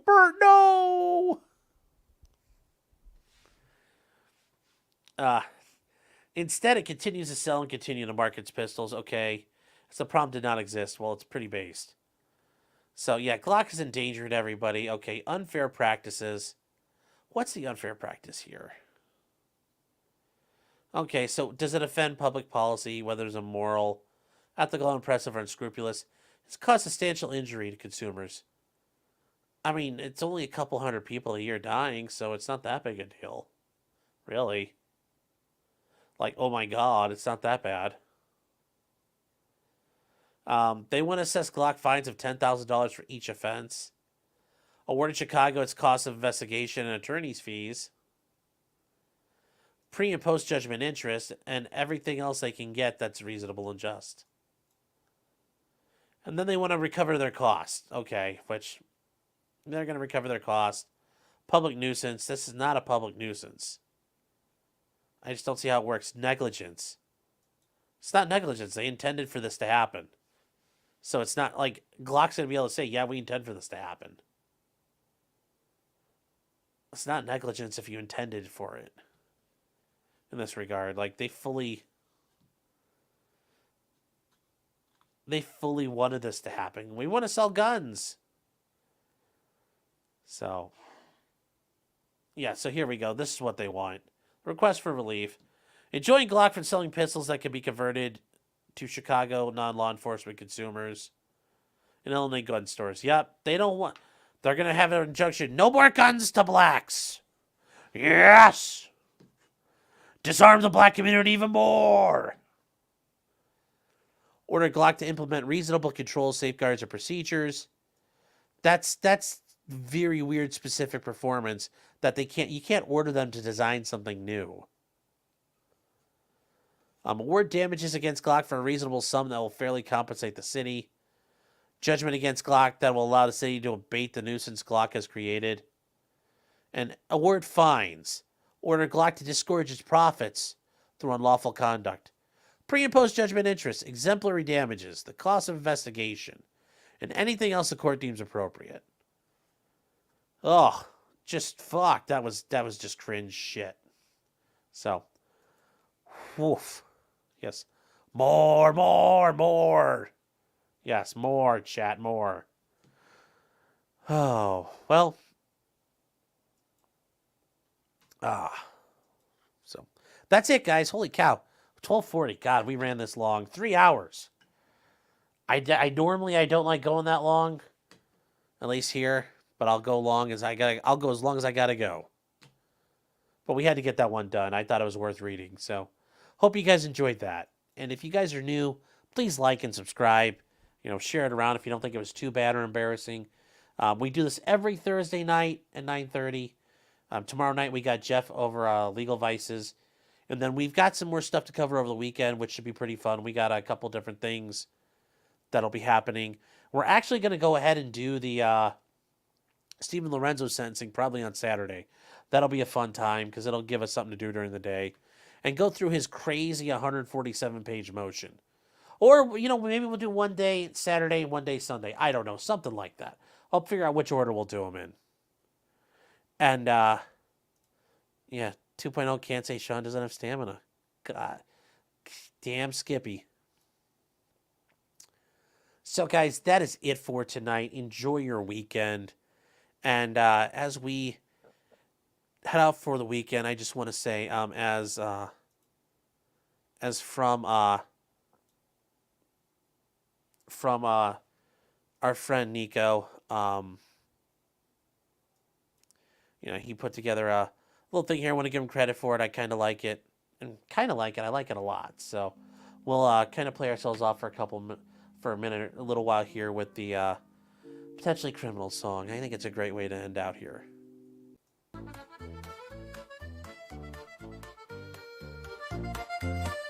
So, thank you to everybody on Facebook.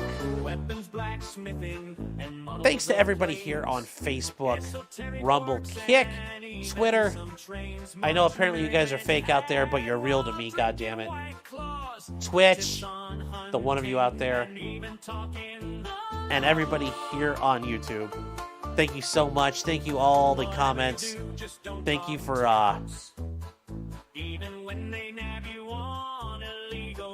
thank you to everybody. Also, everybody over in Locals, I will see you guys shortly. We'll be starting the Locals show. It's going to be fun. Tomorrow morning, I am going to be on with Future Conflicts at 8 a.m. And then, not sure if I'll be on with like Eric Hunley later. I don't know. If he invites me, maybe. But just want to let you guys know we'll be on Future Conflicts. Should be a fun time, guys. So, good night, everybody. And take care. So, thank you again, Nico. That is a banger. I love it. And remember, guys, just because you did it doesn't mean you're guilty.